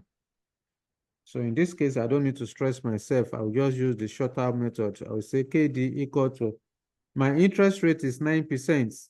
So I will say 9 into, because I put, now you can see, if you say 9%, 9% is the same thing as 0.09. So if I get that 9.09, I will still go and multiply with 100 because debt is quoted at 100 naira per unit. So that's why we usually ignore the percentage. Just put the number there. So tax rate is 40%. So 1 minus 40% will give me 0.6. So multiply by 0.6. Let me write it out, at least for the first time, so that we will not struggle on how we get 0.6. So this is 1 minus 0.4. Because tax rate is 40%. Divided by X inch price is 102. 102. Multiply by 100 over 1 equal. So here will be 9 into 0.60 divided by 1.02. Multiply by 100 over 1 equal. So let's get the final answer. 9 multiplied by 0.6 equal. Divide by 102 equal. Multiply by 100% equal 5.14%. That's approximately 5%. You can see that's why we are saying that debt is a cheaper source of financing because of tax deductibility. As a result of tax of 40%, the cost of debt has reduced to 5% relative to 9% where there is no tax. You can see because of tax, the cost of debt has reduced to 5%. Okay, so this is how to calculate cost of irredeemable debt where there is no tax. So let me know if you have any question for me before we move to cost of redeemable debt. Any questions so far?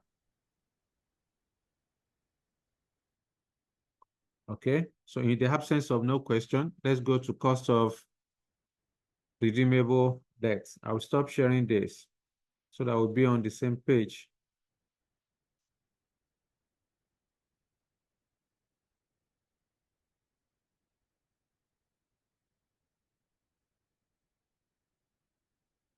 Okay.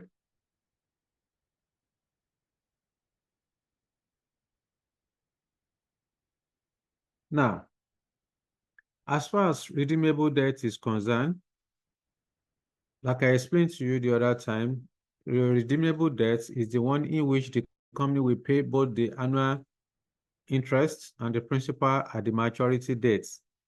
And that debts could be redeemed at par, at premium, or at a discount. Now, how do you estimate cost of redeemable debt? The cost of redeemable debt is calculated same way as internal rate of return. The same way we did under cost of redeemable preference share is the same way you are going to calculate cost of redeemable debt. Okay, just go ahead and calculate the internal rate of return. That's all you need to do whenever you want to calculate cost of redeemable debt. Okay, so that's that. Let's quickly demonstrate an example of that, how to calculate cost of redeemable debts. Okay. So this is what I was trying to tell you the other time, that debt is always quoted at 100 naira per unit, except you are told otherwise. Okay. So that's that. So you already have this. If in the question, if tax has not been paid, you need to go and make adjustment. Sorry, if interest expense has not been paid, you need to go and calculate. That means the value of the debt is cum int price. So you need to convert it to X int price by deducting the interest expense from the cum int price. This is what I'm trying to say. The X interest price is calculated as cum int price minus interest minus interest. So that will give me the X int price. You only do this if the price given to you is, if the interest expense had not been paid. That's only when you make this adjustment. You use this formula. But if interest has been paid, then you ignore. Like in our own examples, interest has been paid, so there was no adjustment for calculating X int price. Okay, then. So at this point, what do you then do when you want to calculate cost of redeemable debt? Again, like I said, when you want to calculate cost of redeemable debts, you need to calculate internal rate of return. You calculate internal rate of return. So you assume two discount rate that will produce two opposing NPV, then you now proceed to calculating the internal rate of return. Your internal rate of return is the same thing as cost of redeemable debt. All right, so let's have illustration to that. Cost of redeemable debts.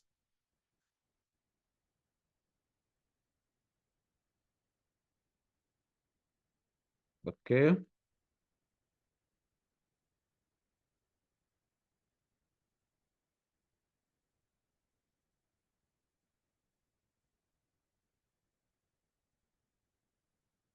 So let's treat this illustration number 6. Illustration number 6. Please remind me before we close the class, we need to talk about market value of preference share and the market value of debts. Okay, so first thing first, let's solve this one. Yes, who will read first? Somebody should read. Who's reading? Illustration number 6.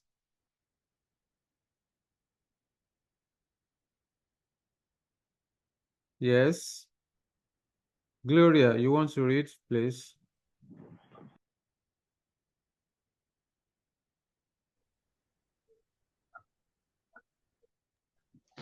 Okay, I'll just read it. So illustration 6. Thank you. Cost of redeemable debt. So Emery PLC has 10% redeemable debenture in its capital structure. The debenture is currently quoted at 106 Naira ex interest, and it will be redeemable at par in 5 years' time. So required, calculate the cost of the company's debenture. Thank you very much, Jacob. That's it. So examiner is asking you in this question to calculate cost of company's debt, cost of company's debenture. So you need to ask yourself, what kind of debenture is this? Is this redeemable debenture or irredeemable debenture? So I will go to the body of the question and see the variables given to me. So that will tell me the kind of debenture that I want to calculate. If in the question I can see the redemption dates or the maturity date of the debenture, it means it is redeemable. If I cannot see the redemption dates or maturity dates, it means that it is irredeemable. So, but as far as this question is concerned, examiner has given to us redemption dates of 5 years' time. We are told that this debenture will be redeemed at par in 5 years' time. So, which means is a redeemable debenture. At this point, all I need to do is to go ahead and calculate internal rate of return without wasting time. All right. So, let me stop sharing this and move to the working notes.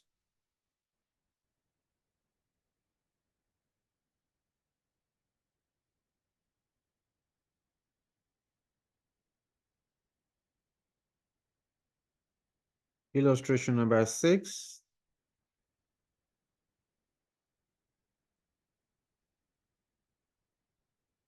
The name of the company is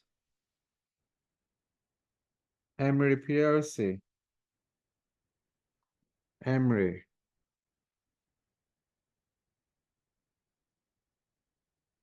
So examiner wants us to calculate cost of company's debenture. So I would then say calculating costs of redeemable debenture, KD.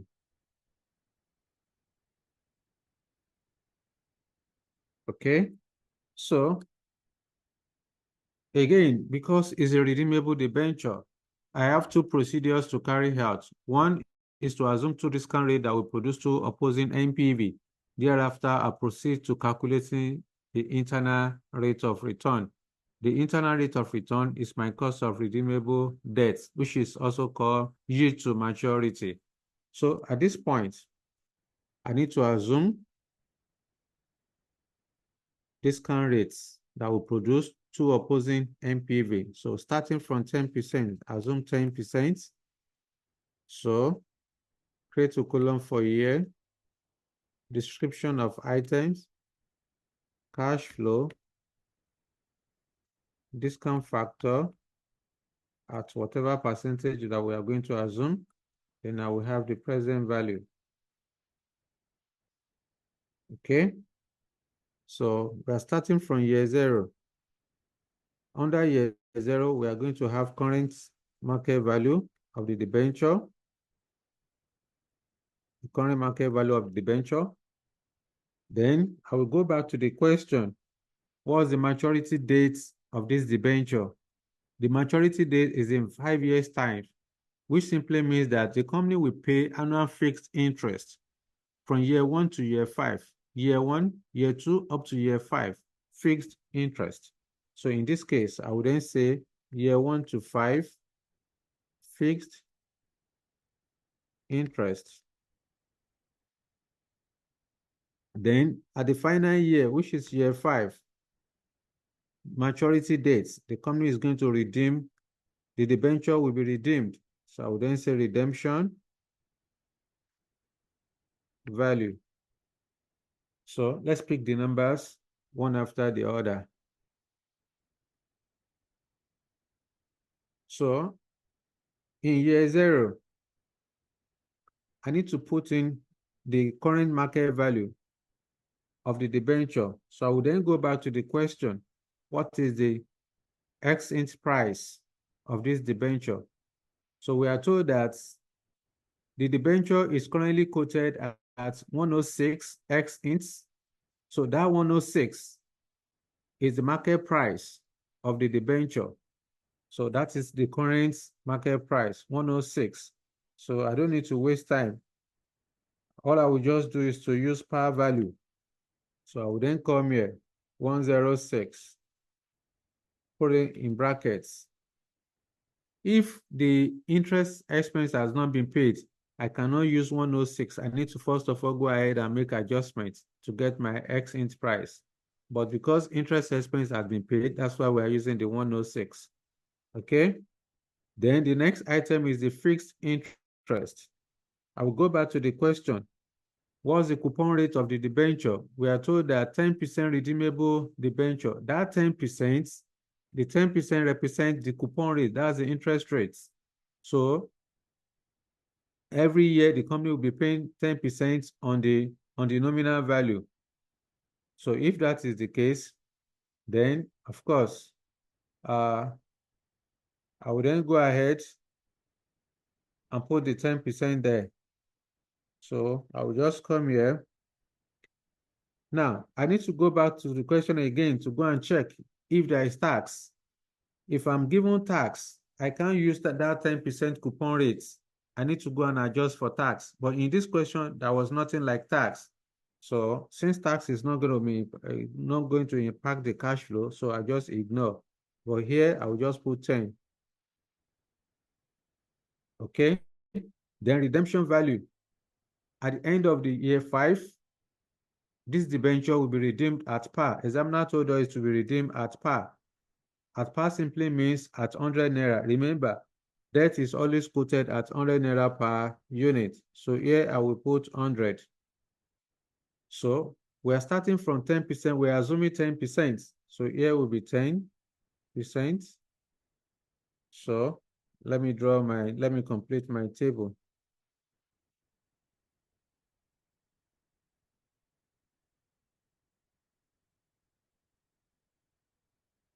Okay. All right.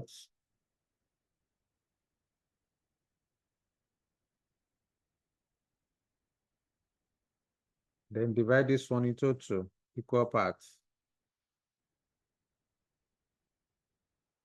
Here is 10%. So come back for the second one. So discount factor at year 0, 10% is 1.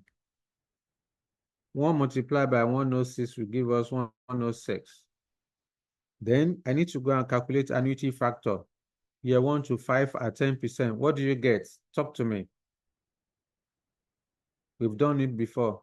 Annuity factor of year 1 to 5 at 10%. 3.7791. 791. Thank you. 3.791 multiplied by 10. That will give us 3.8, isn't it? Sorry, 38 approximately. Let me use calculator so that we'll be sure that 10 multiplied by 3.791. So that's 38, rounding. 38 whole number. Then, at the end of year 5, this debenture will be redeemed at par. At par means at 100 naira. So discount factor 10% for year 5. That will give us 0.621. 0.621 multiplied by 100 will be 62. Therefore, 38 naira plus 62, that's 100. 100 minus 106, that's minus 6. So NPV at 10%, discount rate is 6, negative 6. So we assume 10%, we got negative NPV of 6. So let us assume a lower discount rate that will produce a positive NPV. So assume 10 and 5%. So here is 5% at 5%. Here is 106. Here is 1. Okay. So this one will give us annuity factor year 1 to 5 at 4. So at 5%, what do you get? 4 points. What did you get the other time? 324, right? 329. 329 rather. So 4.329. So here will be 0.784. The discount factor at year 5, 5%, we got 0.784. So multiply. When you multiply 4.329 with 10, so we are going to get 43. Am I correct? Please confirm. Yes. Okay. Yes, sir. Okay then. So thank you. So 0.621 multiplied by 100 will give us 62. 62. Okay. Sorry. What am I doing? 62. Okay. That's 78. 0.784 multiplied by 100 will give us 78. So when you are using this kind of a format on the day of your exam, you have to shine your eye so that you don't give what belongs to Peter to Paul. You will not know because you are working under prayer. You are supposed to pick from 5%. There is tendency for you to go ahead and be picking from the 10%. You won't know. Meanwhile, you have done 10% before. You just think you are doing the right thing, but you are picking the wrong number. So you have to be careful. Shine your eyes. Okay, then.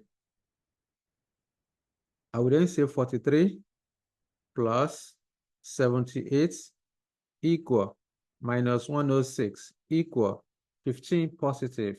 So we have NPV of 15 under 5% discount rate. So we assume 10%, we got a negative NPV of 6. We assume 5%, we got a positive NPV of 15. At this point, I need to calculate cost of redeemable debenture, which is internal rate of return. Cost of redeemable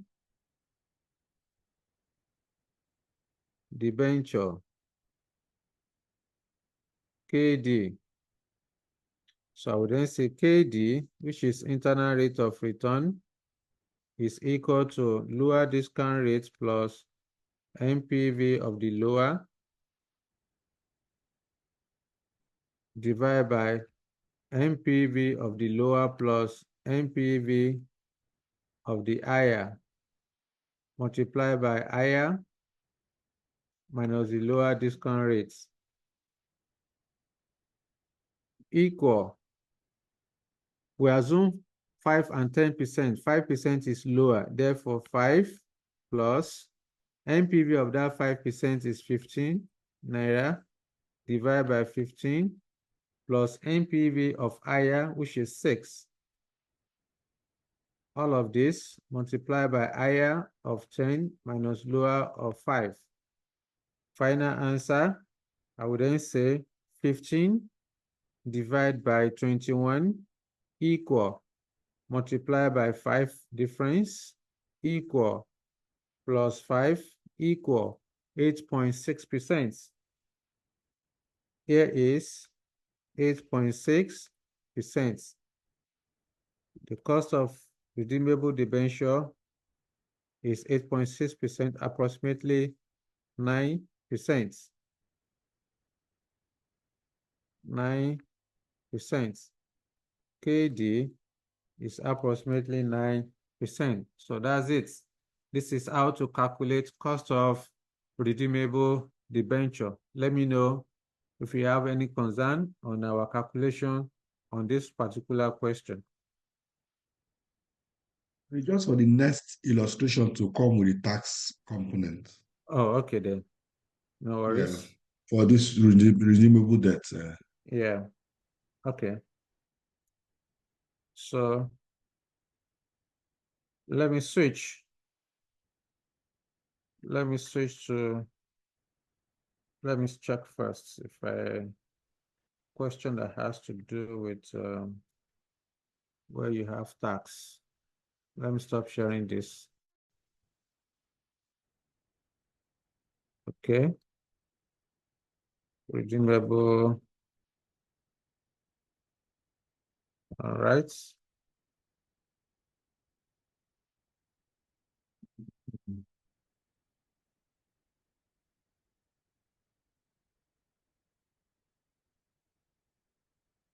Okay.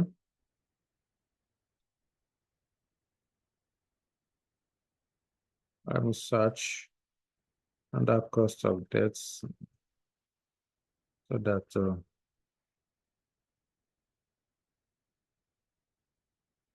redeemable, where there's tax. Okay.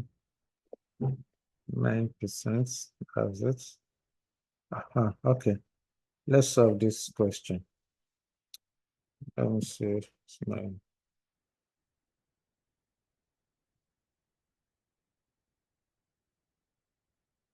going there. Okay. Let me share.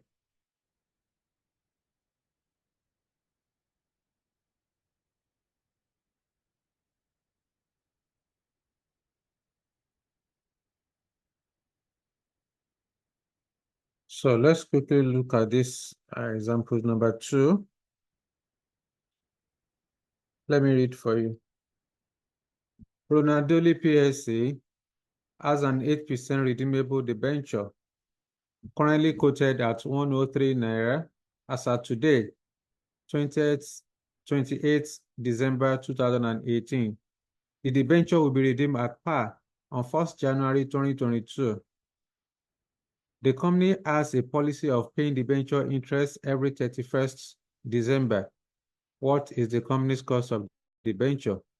If 1, the company is not liable to pay tax. 2, the company tax rate is 40%. So, examiner is asking you to calculate cost of debenture where the company is not liable to pay tax. Then 2, where the tax rate is 40%. You can see in this question, you are told that 8% redeemable debenture. So I will not believe whether it is redeemable. I'm able to see the redemption dates. So to get the redemption date, examiner has told you that the debenture will be redeemed. The debenture will be redeemed at par on 1st January 2022. So I need to calculate. An examiner has told me that today is 20th December 2018, which means that 2018 is not part of it. Then we are told that it will be redeemed on 1st January 2022. That means between 2019 and 2021, I need to count 2019, 2020, 2021, 3 years. So the redemption, the maturity date is in 3 years' time. because 2022 is not part of it. 1st of January is not up to 1 year. Before you can count a year, you have to count 12 months. Before you can recognize a year, you have to count 12 months. So 1st of January 2022 is not up to a year, it's just one day. Okay, 28th of December 2018, the year is already gone. 2018 is already gone. So I have 2019, 2020, and 2021. So maturity date is in 3 years' time. So if that is the case, I need to go ahead and calculate my cost of redeemable debenture. So at this point, let me use this space that I have here, this small space. So the name of this company is Ronaldoli. Or since I've already done the workings, let me see. Okay, just to make life easy for you, let me do it afresh. Let me do it afresh so that you see the way we are doing it.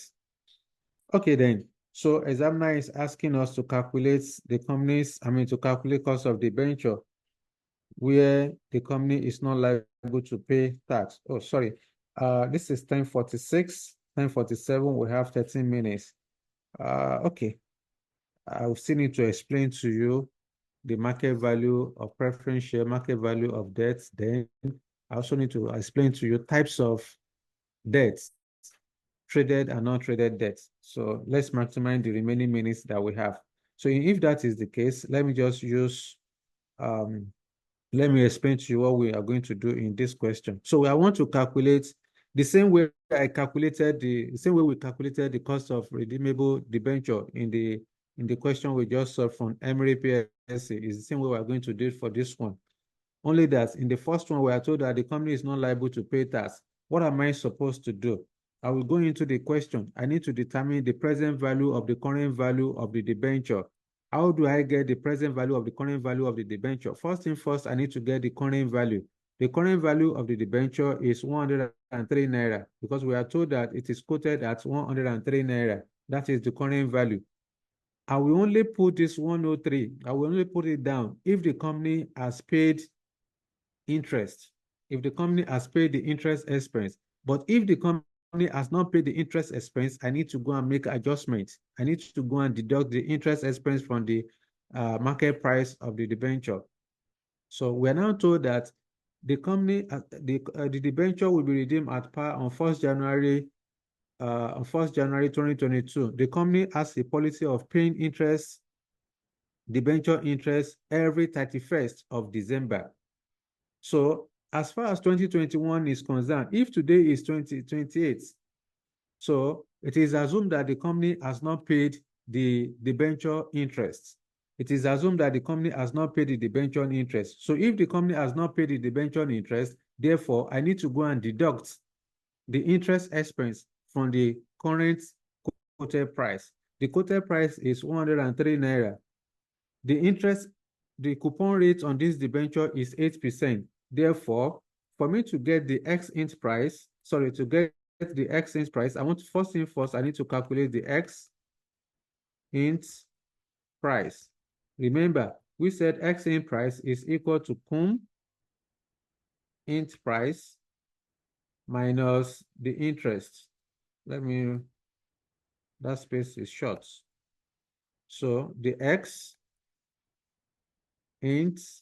price equal to cum int price minus interest expense minus interest. So in this case, the 103, because interest expense has not been paid, therefore the 103 naira is the cum int price. So I would then say 103 minus the interest expense is 8%. The coupon rate on the debenture is 8%. So 8% of 100 naira, so give me 8. So here minus 8. So this will give me 95 naira per unit. So the X-int price of this debenture is 95 naira. That is why you are seeing 95 naira here. So I will then multiply that with 1 naira. So to get 95. You can see in this table, I separated it. In the other one we solved, we combined it together. we assume 10, we assume 5, then we combine it using the same table. So you can do it separately the same way I did in this material. You can also do it separately. So you can do it together. So it all depends on you. However, the next thing I need to do, now that I've gotten my present value of the current value, okay? I've gotten the present value of the current value to be 95. So I need to go and calculate the present value of the fixed interest from year 1 to 3, because the redemption date is in 3 years' time. When you count from 2020 to 2020, from 2019 to 2020, so to 2021, that's 3 years' time. So I need to calculate, that means the company will pay annual fixed interest from year 1 to 3. So that's why you are seeing here is year 1 to 3, annual fixed interest. The fixed interest is the coupon rates. Because the company is not liable to pay tax, so the coupon rate will remain the same as 8%. Okay, so that's why you have this 8% here. But if the company will pay tax, I can't use 8%. I need to go and adjust for 40% tax. So at this point, because I'm assuming 10% for a start, so I need to go and calculate annuity factor of year 1 to 3 at 10%. Annuity factor of year 1 to 3 at 10% give us 2.487. So 2.487 multiplied by 8, we got rounded number, we got 20. Let's say 20. Let me put it there. Okay, we got 20. Then move on to the next one. The redemption, you want to calculate the present value of the redemption value. When is this debenture going to be redeemed? In 3 years' time, because 2019, 2020, and 2021, that's 3 years.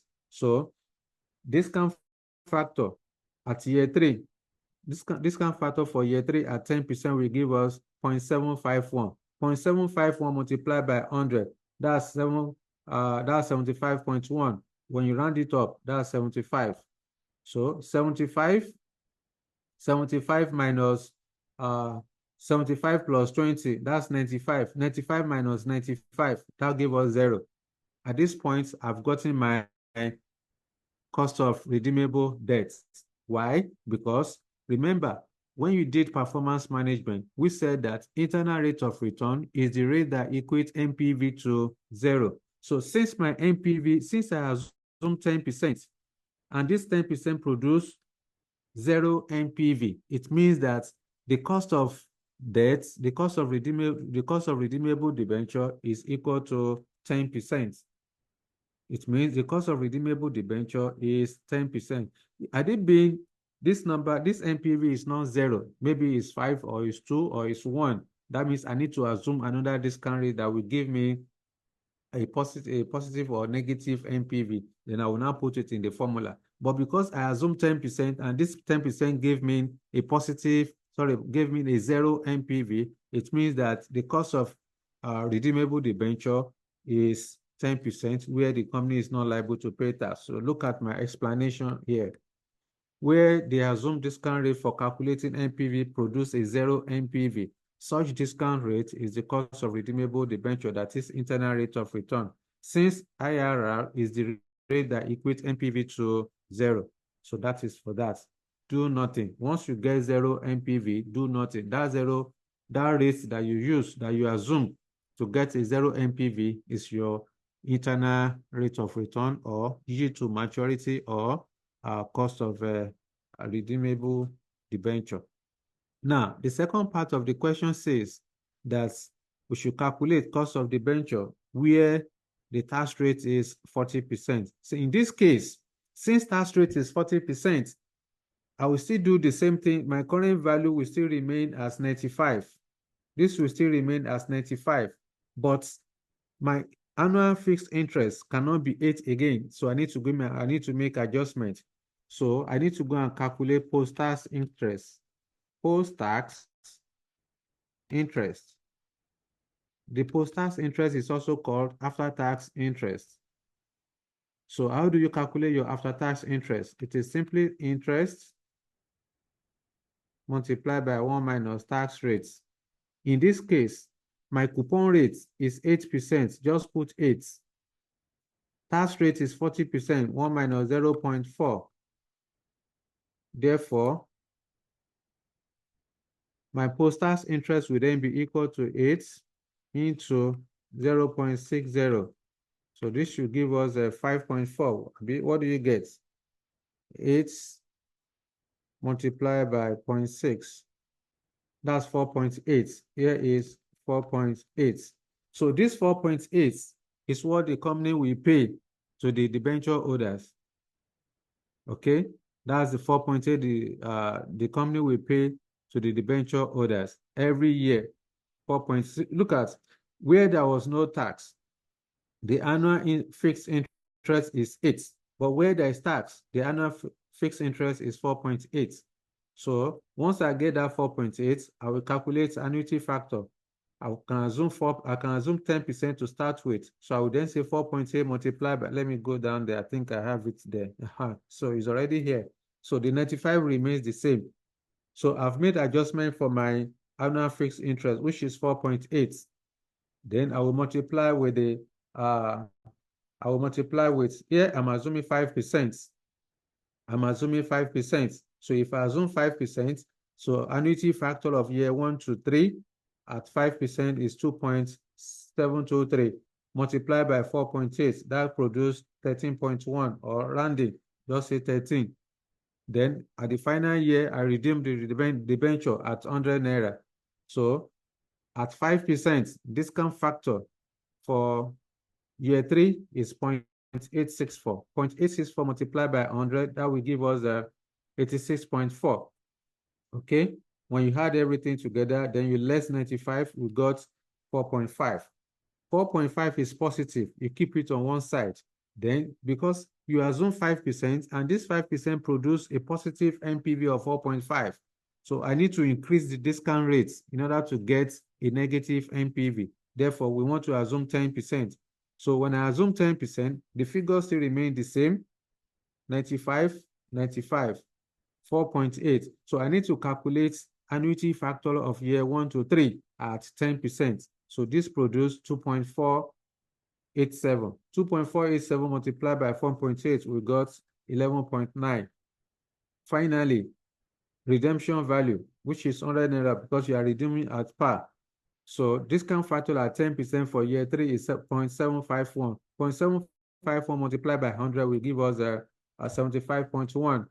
Or you can just say, you can just round it up to get 75. You round that one too to get 70, to get 12. But in any case, when you add up these two, number, that's 87. That's 87. 87 minus 95, you got 8. So I assume 5%, I got 4.5. I assume 10%, I got 8. So I need to put the two numbers in the internal rate of return formula. And at the end of the day, we got 7%. So cost of redeemable debenture is 7%. For what's the name of the company? Ronaldoli. Yeah, Ronaldoli. So this is how to calculate cost of redeemable debenture where there is no tax and where there is tax. I hope that is clear. Now, when you go down, you can see the workings, how I arrive at the numbers. So interest expense will be calculated from the cum-int price, since the interest expense has not been paid. So all those adjustments is needed. That is that. Okay, that's that. So at this point, let me quickly explain what we are going to do. We are going to talk about market value in our next class. Market Sir, value. please, I have a Yep. question. Talk to me. Okay, what if the debt is redeemed at premium or discount? Because so far we're doing just at par. What would be Yeah, the redemption value if it's redeemed at premium or at discount? it's the same thing. Remember Okay. remember what I told you. If it's at par means the debenture or the preference share will be redeemed at the debenture will be, or the debt will be redeemed at 100 naira. That is at par. If it's at a discount, it will be less than 100 naira. If you can be given a discount of 5%, if you are given a discount of 5%, that means you have to pay 95%. So in this case, it will be 95. Okay? If it's at a premium, say for example, premium of 10%, it means that it will be 1.1 multiplied by 100. That will be 110. Do you get? Yes, sir. So this is how you are going to. So in this case, at the redemption, when you get to this redemption, instead of putting 100, we are putting 100 there because it's at par. If it's at a discount, all you need to do is to come and put 95. If it's at a premium, I will not put 100, I will put 110 because it's at a premium. So debenture or debt could be redeemed at par, at a premium, or at a discount. Is it clear now? Yes, sir. Thank you, sir. Okay, you're welcome. So that's that. Now, before we close the class for tonight, let's talk about types of debts. Basically, there are two types of debts. We have traded debts. We also have non-traded debts. When you talk about traded debts are fixed income security that can be bought or sold in an organized financial market. I repeat, there are two types of debts. Okay, there are basically two types of debts. One, we have traded debts. Then two, we have non-traded debts. I'm trying to explain what traded debt is all about. So I said traded debts are fixed income securities that can be bought or sold in an organized financial market. Or simply put, traded debts are fixed income securities that are tradable. You can buy and sell them. Examples include bond, debenture, or loan notes. Those are the three examples of traded debts. You can go to the market and buy bond. You can also sell bond. You can sell debenture. You can buy them. You can buy loan notes. You can sell loan notes. So all those ones, they are traded in an organized financial market. Okay? The second one, which is non-traded debts. These are securities that is not tradable or that cannot be bought or sold in an organized market. Examples include bank loan or overdraft.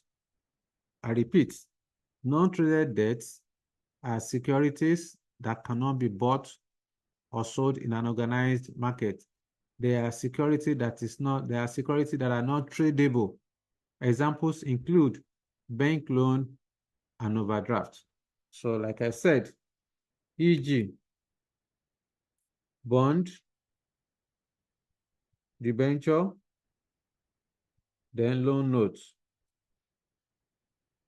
So those are the examples. Those are the examples of non-traded debt. Sorry, examples of traded debt. Then for the non-traded debt, examples include bank loan and then overdrafts. You cannot take your bank loan to the market and sell it. When you borrow money from your bank, can you take it to the market and sell your bank loan? It's not possible. The same thing as overdraft. You cannot buy overdraft, you cannot sell overdraft.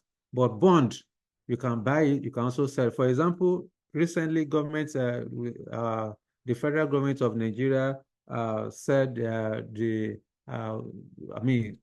put into the market the bond, which people were subscribing, investors are making so much.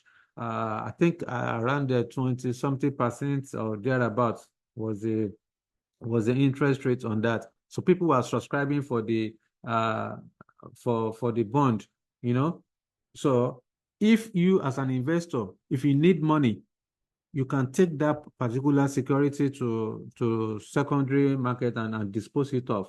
You get your money quickly. It is small. It is liquid. You can easily sell it to get your money back. Unlike, you can't take the bank loan to the market and say you want to sell it. It's not possible. So these are the types of debts that we have. Okay. So in our next class, by the grace of God, okay, let me just mention within the next few minutes. Let me mention market value. of preference share, market value of debts. Now, when you talk about market value of preference share, it's simply the present, anytime you want to calculate market value. So what it simply means is that you want to calculate present value. Therefore, market value of preference share is the present value of future cash flows. What is the future cash flows of preference share? Number one is fixed dividend. Then two, the redemption value, if it's a redeemable preference share.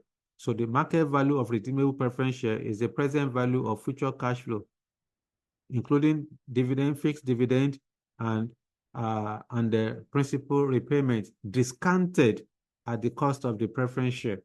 Okay, so that is that. Then how do you calculate market value of the preference share? The market value of preference share will be calculated as number of shares multiplied by XDIV share price. That's all. This is the formula for calculating the present value of preference share. Okay? At times, number of shares may not be given to you. Therefore, the market value of preference share can also be calculated as share capital divided by nominal price per share, nominal price, then multiply by XDIV share price. So this is another formula for calculating market value of preference share. Okay, so like I said, the market value of preference share represents the present value of future cash flows, including the fixed dividend and the principal repayments discounted at the cost of the preference share. Now, what do you mean by present value of debts? Again, the present value of debts, the market value of debts is the present value of future cash flows. What are the future cash flows in relation to debt? Two cash flows. One is the fixed interest, then two, the principal repayment. Therefore, the present value, the market value of debts represent the future cash flows, including the fixed interest and the principal repayment discounted at the yield to maturity or the yield of the debt. Okay, at the yield to maturity or yield of the debt or cost of the debt. So that is that. Then how do you then calculate the market value of debt? You remember, whenever I'm talking about debt, what I'm referring to is either bond, loan note, or debenture. Okay, that's what I'm referring to. So the market value of the debt will be calculated as nominal value multiplied by X int price divided by 100 naira. Remember, debt is always quoted at 100 naira per unit. So when you want to calculate the market value of debt, it is simply nominal value. This nominal value is the amount you have in the balance sheet. That's the balance sheet value. That's the book value or face value of the debt. So nominal value multiplied by X int price divided by 100 naira. At all time, you have to divide the X int price by 100 because debt is always quoted at 100 naira per unit. So when we get to weighted average cost of capital, we'll explain more what market value is all about. Okay, what market value is all about. So for now, let's call it a day. By the grace of God, we are going to continue from here in our next class. Okay, so let me hear from you. If you have any question for me, please talk to me. No. All right then. No, I don't have a question. Okay. Any Yeah, question? please just scroll your screen up a bit. Let me see something. Okay. Is it okay or No. I should continue going? No, it's okay. Okay. It's okay.